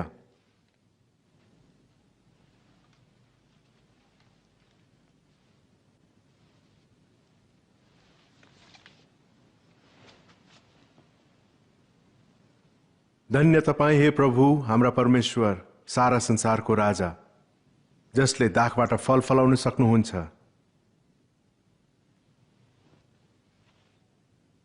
यो ल्याउ र तिमीहरू आपसमा बाँड। म भन्दछु, परमेश्वरको राज्य नआउन्जेल म दाखको फलबाट पिउने छैन।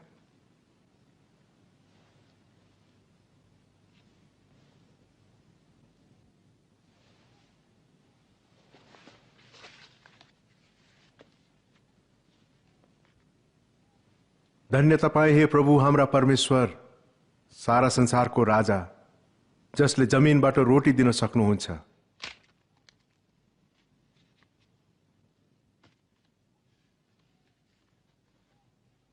तिमीहरूका निम्ति दिएको यो मेरो शरीर हो। मेरो सम्झनामा यो गर्ने गर।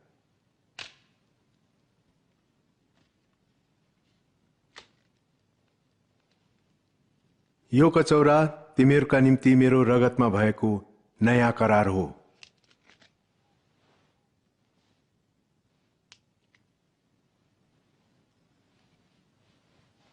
तर हेर, मलाई धोकाबाजी गर्नेको हात मसित टेबलमा छ। अनि मानिसको पुत्र त ठहरिए बमोजिम जानै पर्छ, तर धिक्कार त्यस मानिसलाई जसबाट उसलाई धोकाबाजी हुन्छ। यो हुनै सक्दैन, असम्भव। धोकेबाजलाई चिनाउनुहोस् प्रभु।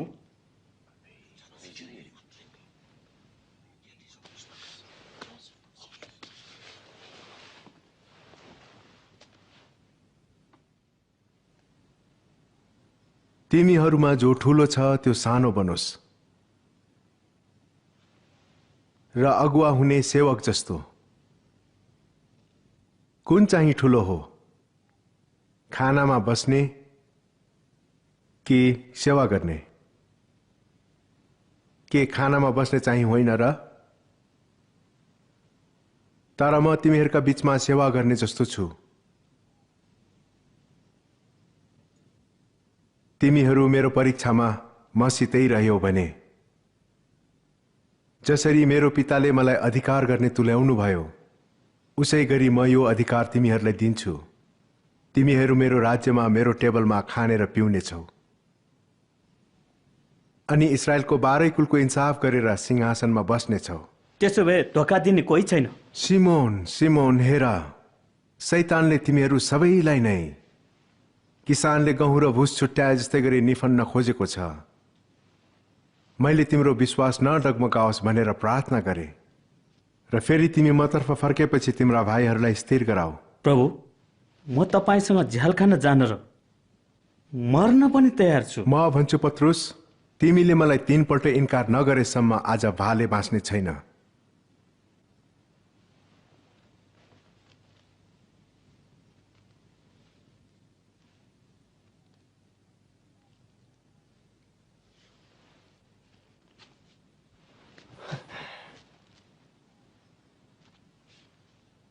जब मैले थैला, झोला, जुत्ता बिना पठाए केही अभाव भयो? केही अभाव भएन। तर अब जसको थैलो छ त्यसले बोकोस्, र जससँग तरवार छैन त्यसले आफ्नो वस्त्र बेचेर एउटा तरवार किनोस्। म भन्दछु, उहाँ अपराधीहरूसँग गनिनु भयो भने लेखेको कुरा पूरा हुनै पर्छ। मेरो बारेमा लेखेको कुरा पूरा भइ नै रहेछ। हेर्नुहोस्, 2वटा तरवार छन् प्रभु।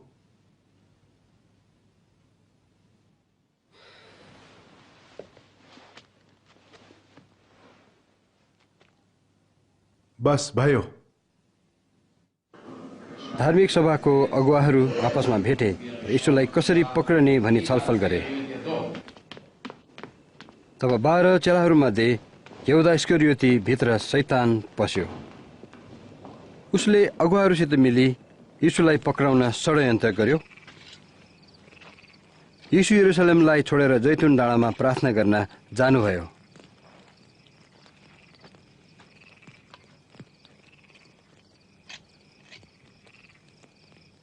परीक्षामा नपर्नलाई प्रार्थना गर।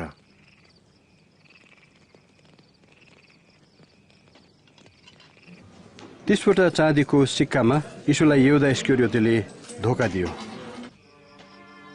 यीशुलाई थाहा भयो मानिसहरूको पापको निम्ति उहाँले भोग्नुपर्ने मृत्यु नजिक आइरहेछ र उहाँले प्रार्थना गर्नुभयो।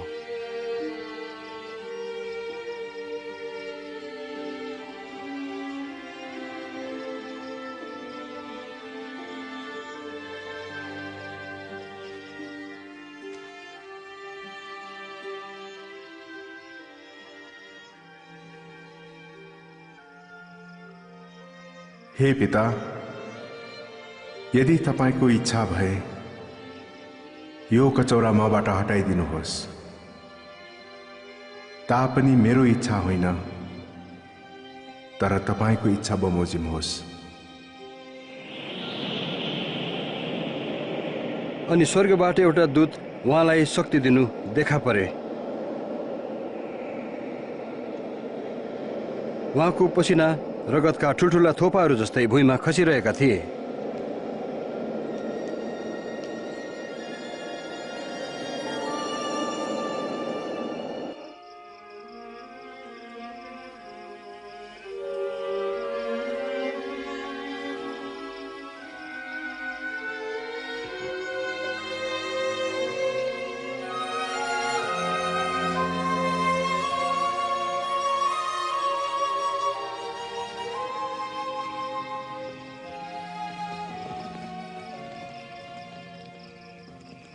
किन सुतिरहेको छौ?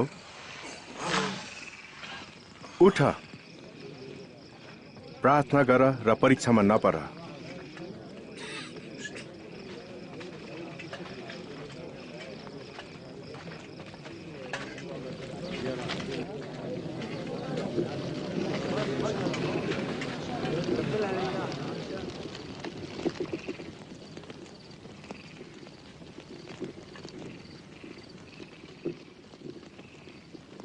यहुदा,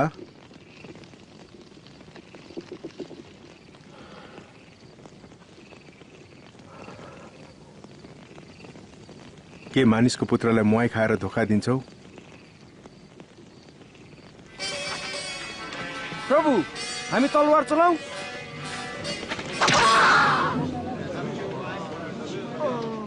औ यसलाई पक्रा। यो बन्द गर।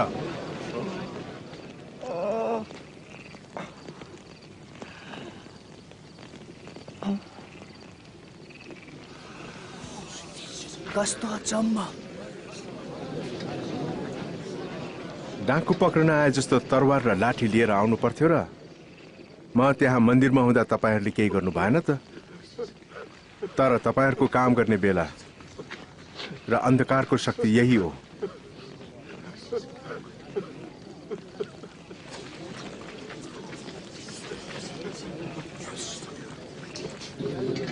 यसलाई पक्रा।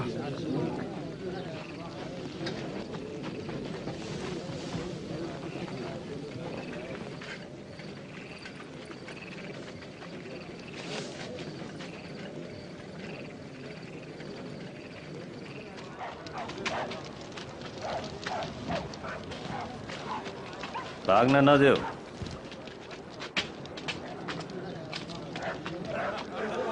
सिपाहीहरूले उहाँलाई सभाघरको आँगनमा लगेर यहुदीहरूको राजा भनी गिल्ला गरे।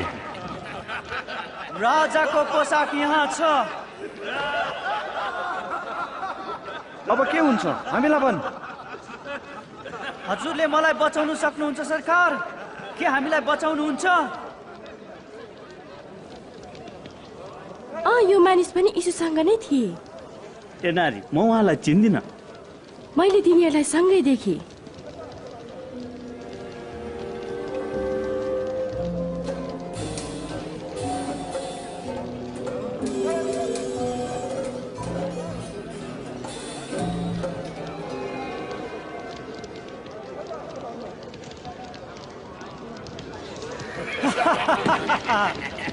तपाईको नम्र दासहरू। यसरी हेर्दा तँलाई कस्तो लाग्छ?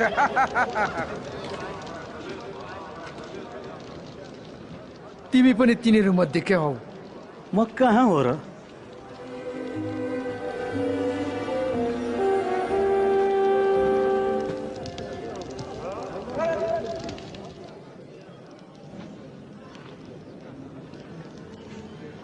यो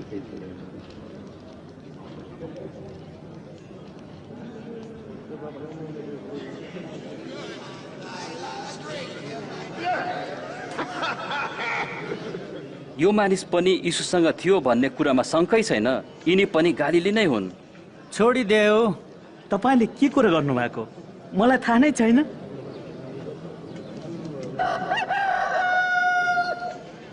यीशुले पत्रुसलाई ताकेर हेर्नुभयो अनि प्रभुले भन्नुभएको कुरो पत्रुसले सम्झे। आज भाले बस्न अघि तिमीले मलाई 3 पल्ट इन्कार गर्नेछौ।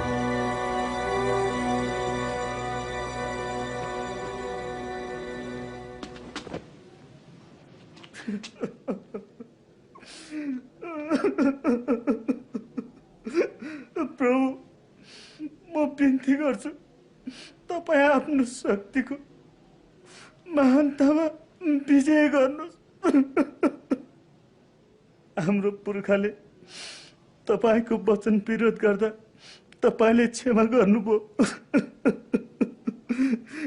उनीहरूप्रति तपाईँ रिसाउनुभयो, तर नष्ट गर्नु भएन, किनभने उनीहरूप्रति तपाईको प्रेम र करार विश्वास भएको हुनाले उनीहरूलाई बचाउनु भयो।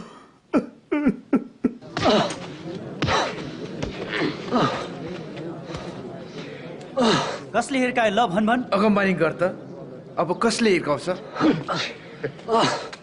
रोक रोक भनेको। यसलाई सवारको सम्म ल्याऊ। हिँड।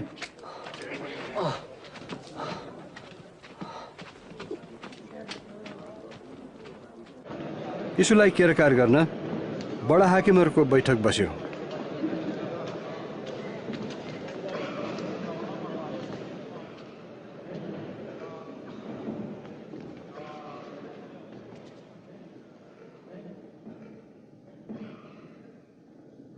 ल भन, के तिमी नै ख्रिस्ट हौ त?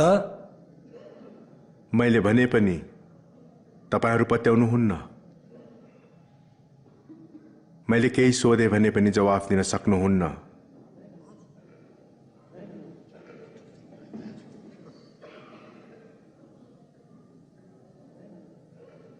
तर अबदेखि मानिसको पुत्र परम प्रभु परमेश्वरको दाहिने हातमा बस्नेछ। के तपाईँ परमेश्वरको पुत्र? म हुँ भन्नुभयो त।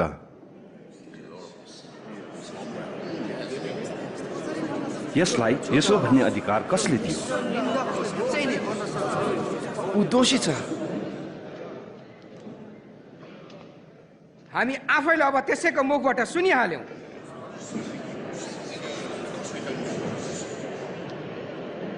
यसलाई पिलातस कहाँ लैजाऊ। हो, यसलाई लानै पर्छ।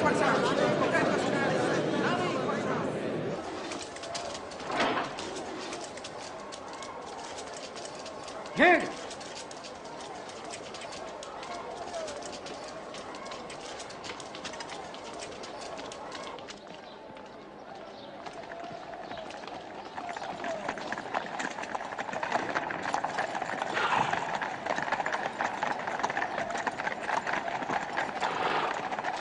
उहाँलाई पिलातुसको सामने पुर्याए।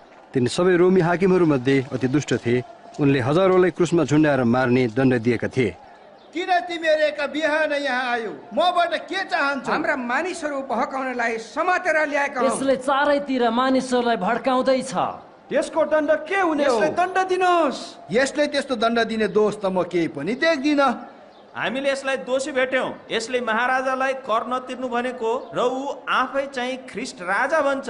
राजा? के तिमी यहुदीहरूको राजा हौ? तपाईँ नै त्यसो भन्नुहुन्छ।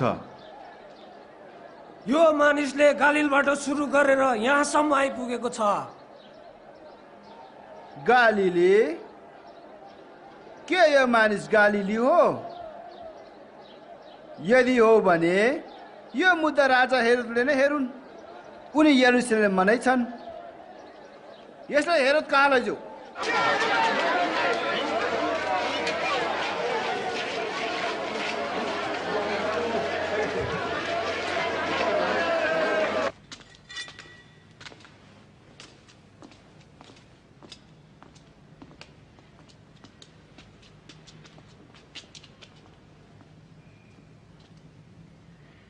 त आफूलाई को हो भनी ठान्छस्?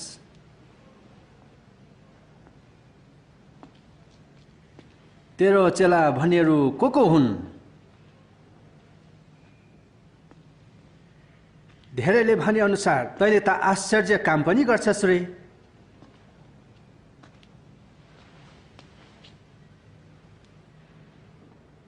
मेरो लागि पनि केही गरिदे। हजुर, यस मानिसले सबैलाई भ्रष्ट बनाइसक्यो। यसले आफैलाई राजा हुँ भन्छ। यो मानिस राजा?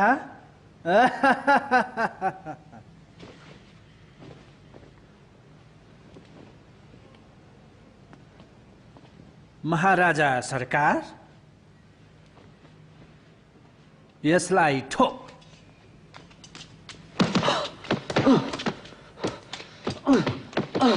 यसलाई पिलातुस कहाँ फर्काइदेऊ। यो उसको प्रान्तक हो।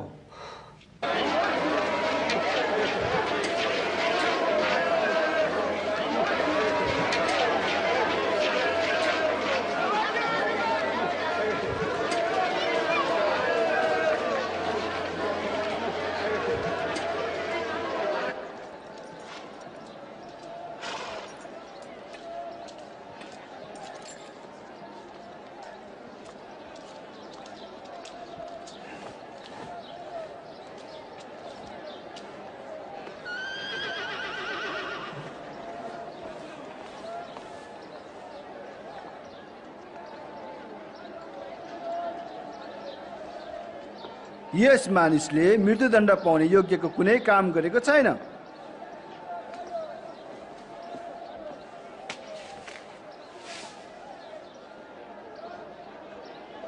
यसकारण म यिनलाई कोर्रा लगाएर छोडिदिनेछु।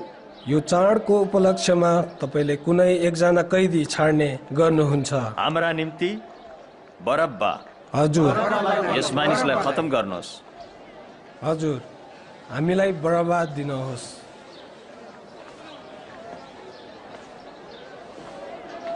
त्यसलाई क्रुसमा टाङ्गो। यसलाई क्रुसमा टाङ्दै पर्छ। कोरा लगाऊ।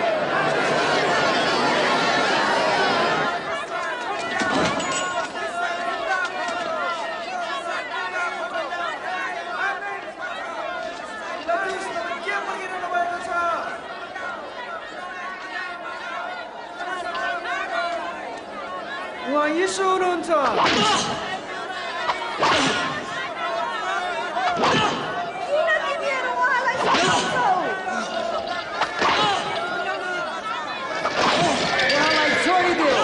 उहाँ त ख्रिस्ट हुनुहुन्छ।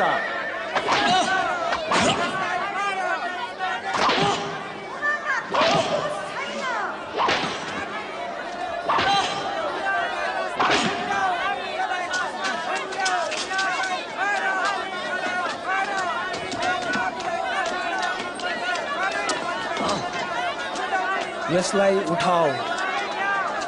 तर तिनीहरू यीशुलाई क्रुसमा टाङ्नै पर्छ भनेर जोडसँग ठुलो स्वरले कराइरहे।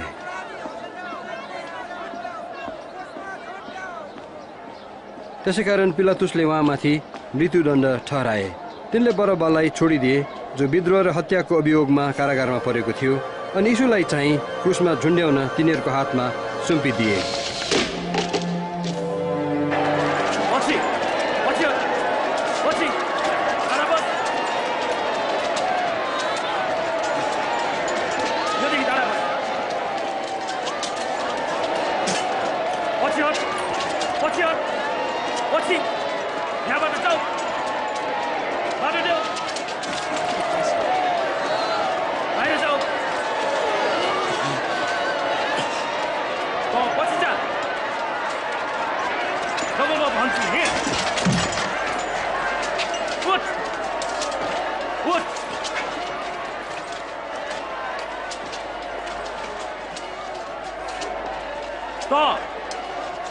तेरो नाम के हो?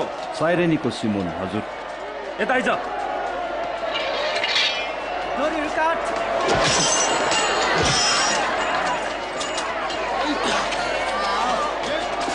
यो बोक अघि बढ। पछि मसी त्यसलाई छोडिदे।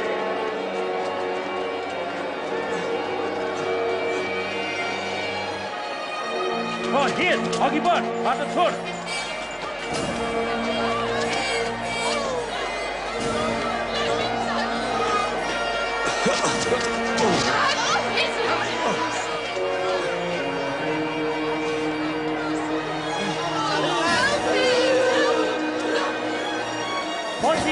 मसी हट।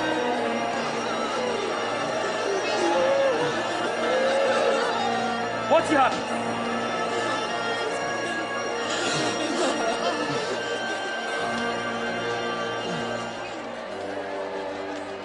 प्रभु, हामीलाई कति दुःख लागेको छ। यो पिउनुहोस् न, पिउनुहोस्। पिउनुहोस् प्रभु।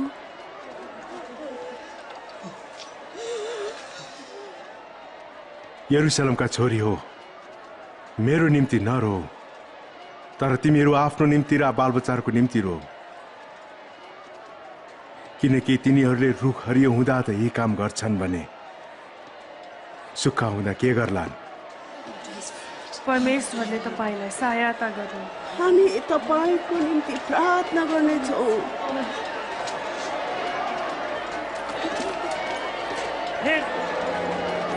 यहाँ बस, यता आइज। छिटो छिटो, अब हिँड, छिटो हिँड, चाँडो गर, छिटो भनेको। यता आइज, छिटो। अब अघि बढ, हिँड। अब त अघि बढ, अब तिमी आऊ।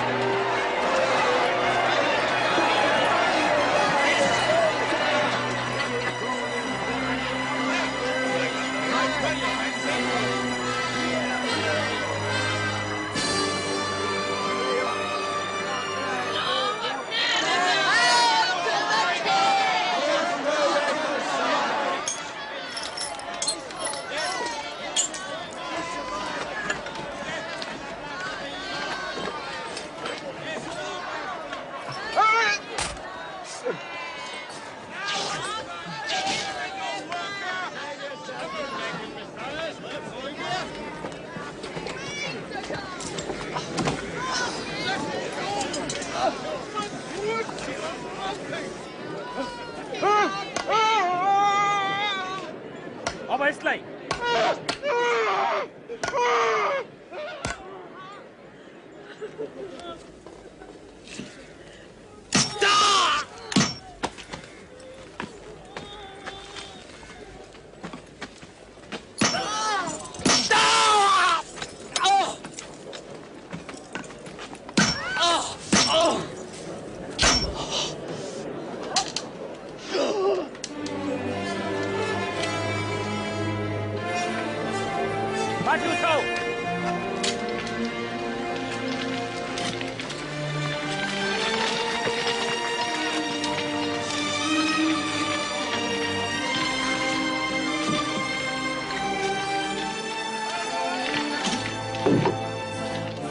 किल्ला ठोक, किल्ला।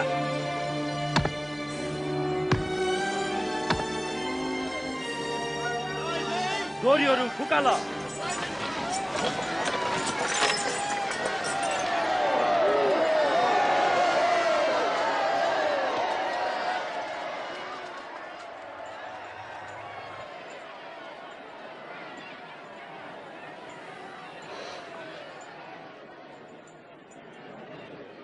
पिता, यिनीहरूलाई क्षमा गर्नुहोस्, किनकि यिनीहरूले के गर्दैछन् सो जान्दैनन्।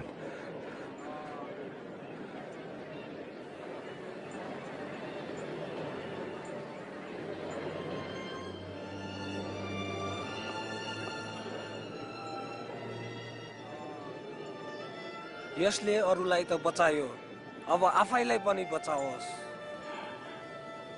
त यहुदीहरूको राजा होस् भने आफूले बचा, क्रुसबाट ओर्लेर आइज। हामीलाई तेरो आश्चर्य काम देखा।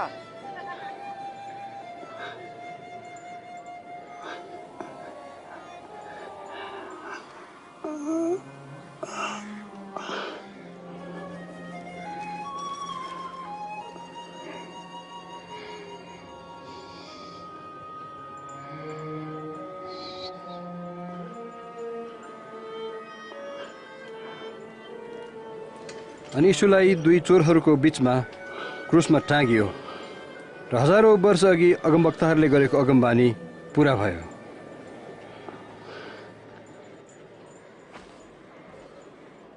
यो साधारण पोसाक त अवश्य होइन, होइन त?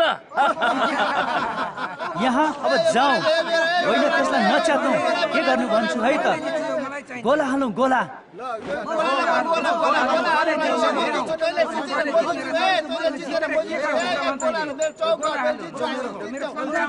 ए तिमी त साँच्चै भाग्यमानी रहेछौ, तिमीले जित्यौ। अब यसलाई के गर्छौ?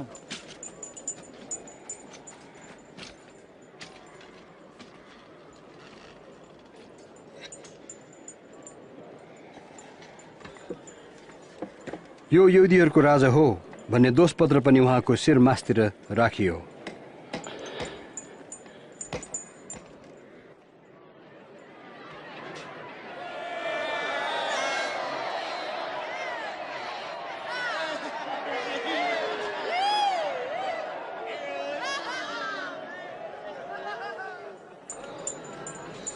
त यहुदीहरूको राजा होस् भने आफैलाई बचा।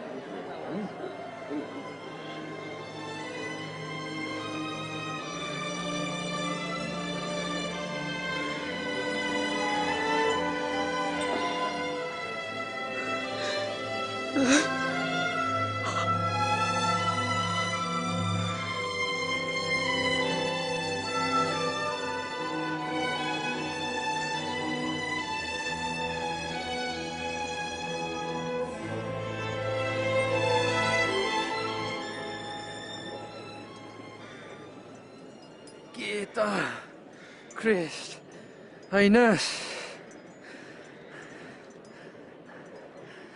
आफैलाई र हामीलाई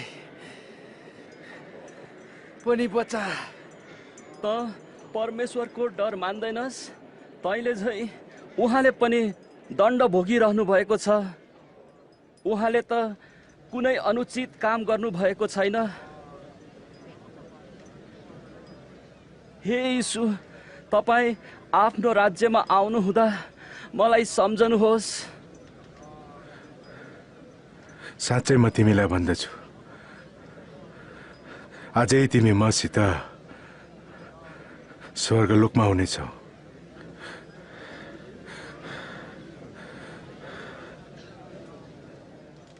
प्राय दिउँसो 12 बजेको थियो र 3 बजेसम्म सबै देशलाई अन्धकारले ढाक्यो।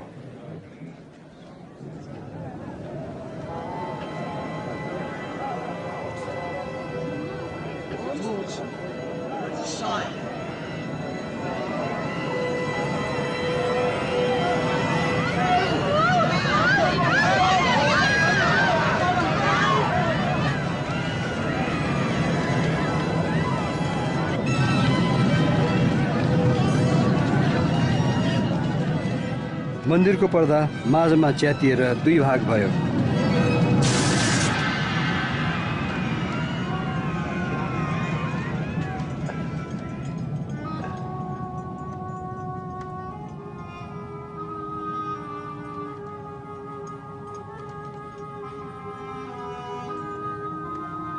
हे पिता,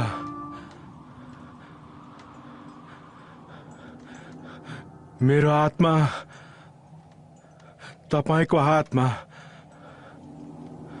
सुम्पन्छु।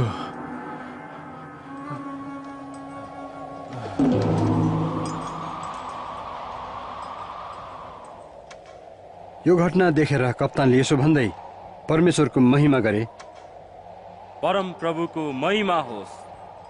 निश्चय नै यिनी धर्मी मानिस थिए।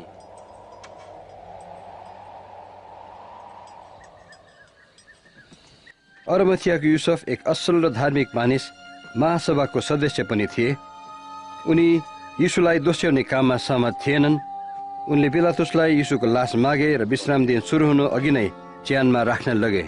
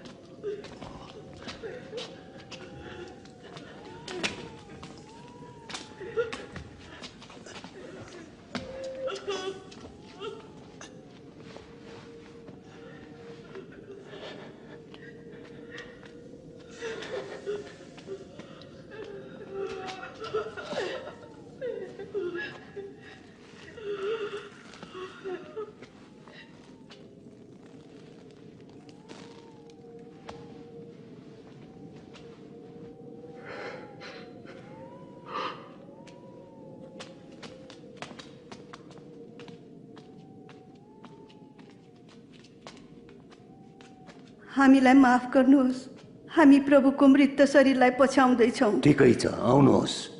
तर अब विश्रामको दिन हुन लागेको छ।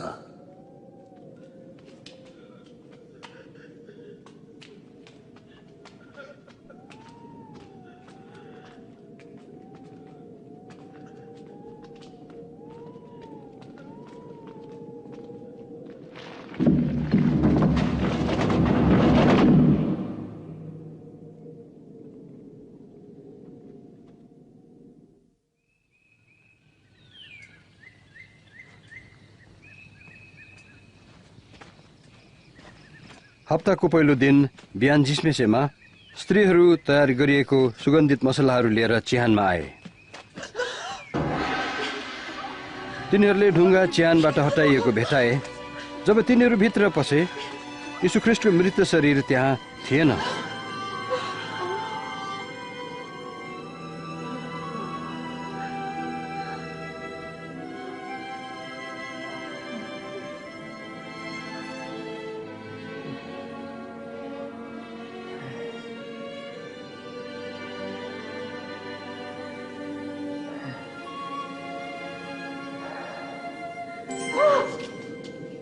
तिमीहरू जीवितलाई मृतकहरूको बीचमा किन खोज्दछौ? उहाँ यहाँ हुनुहुन्न, तर जीवित भई उठ्नु भएको छ।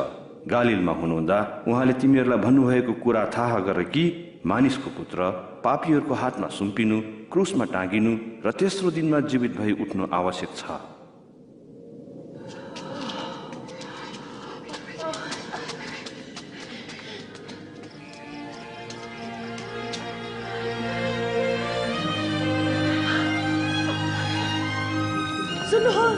चिहानको ढुङ्गा हटाएको रहेछ। हामी भित्र पस्यौं, तर त्यहाँ त प्रभुको शरीर थिएन। के अरे? प्रभुको शरीर छैन रे? अनि चहकिलो पोसाक पहिरिएका दुई स्वर्गदूतहरू हाम्रो छेउमा देखा परे र हामीलाई भने, किन तिमीहरू जीवित व्यक्तिलाई मृतकहरूका बीचमा खोज्छौ? यो सत्य हो।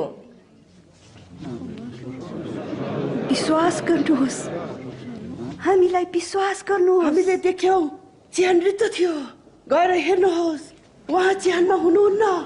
पत्रुस, तिमीले विश्वास गर्नै पर्छ।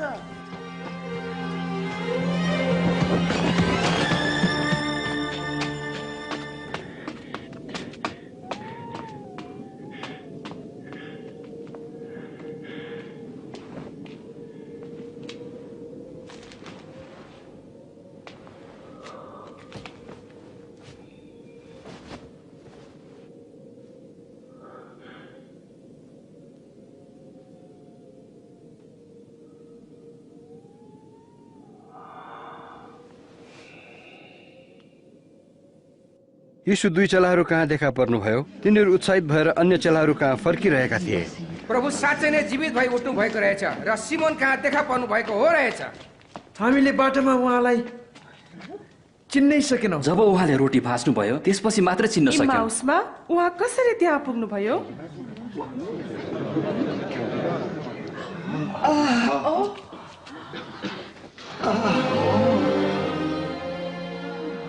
तिमीहरूलाई शान्ति होस्।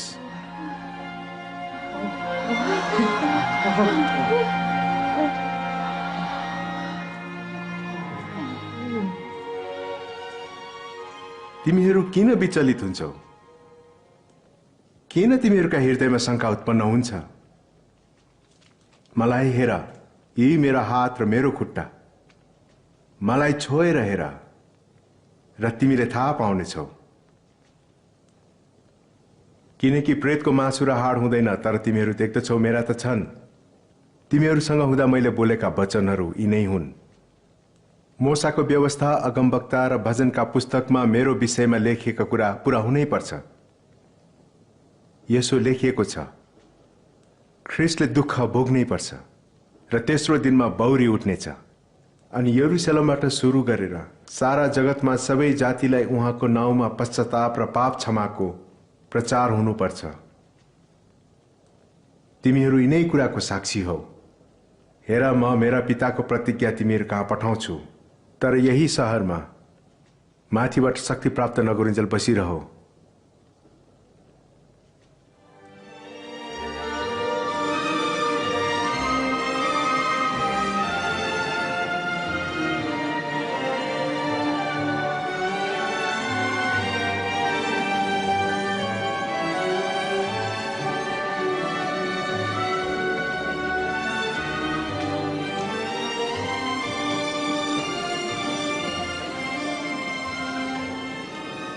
परमेश्वरको आशिष तिमीहरूलाई मिलोस्।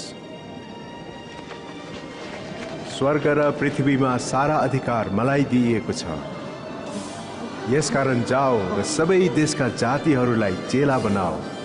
पिता, पुत्र र पवित्र आत्माको नाउँमा तिनीहरूलाई बत्तिस्मा देऊ। मैले तिमीहरूलाई आज्ञा गरेको सबै कुरा पालन गर्न तिनीहरूलाई सिकाओ। हेर, म जगतको अन्त्यसम्म सधैँ तिमीहरूका साथमा छु। आमेन।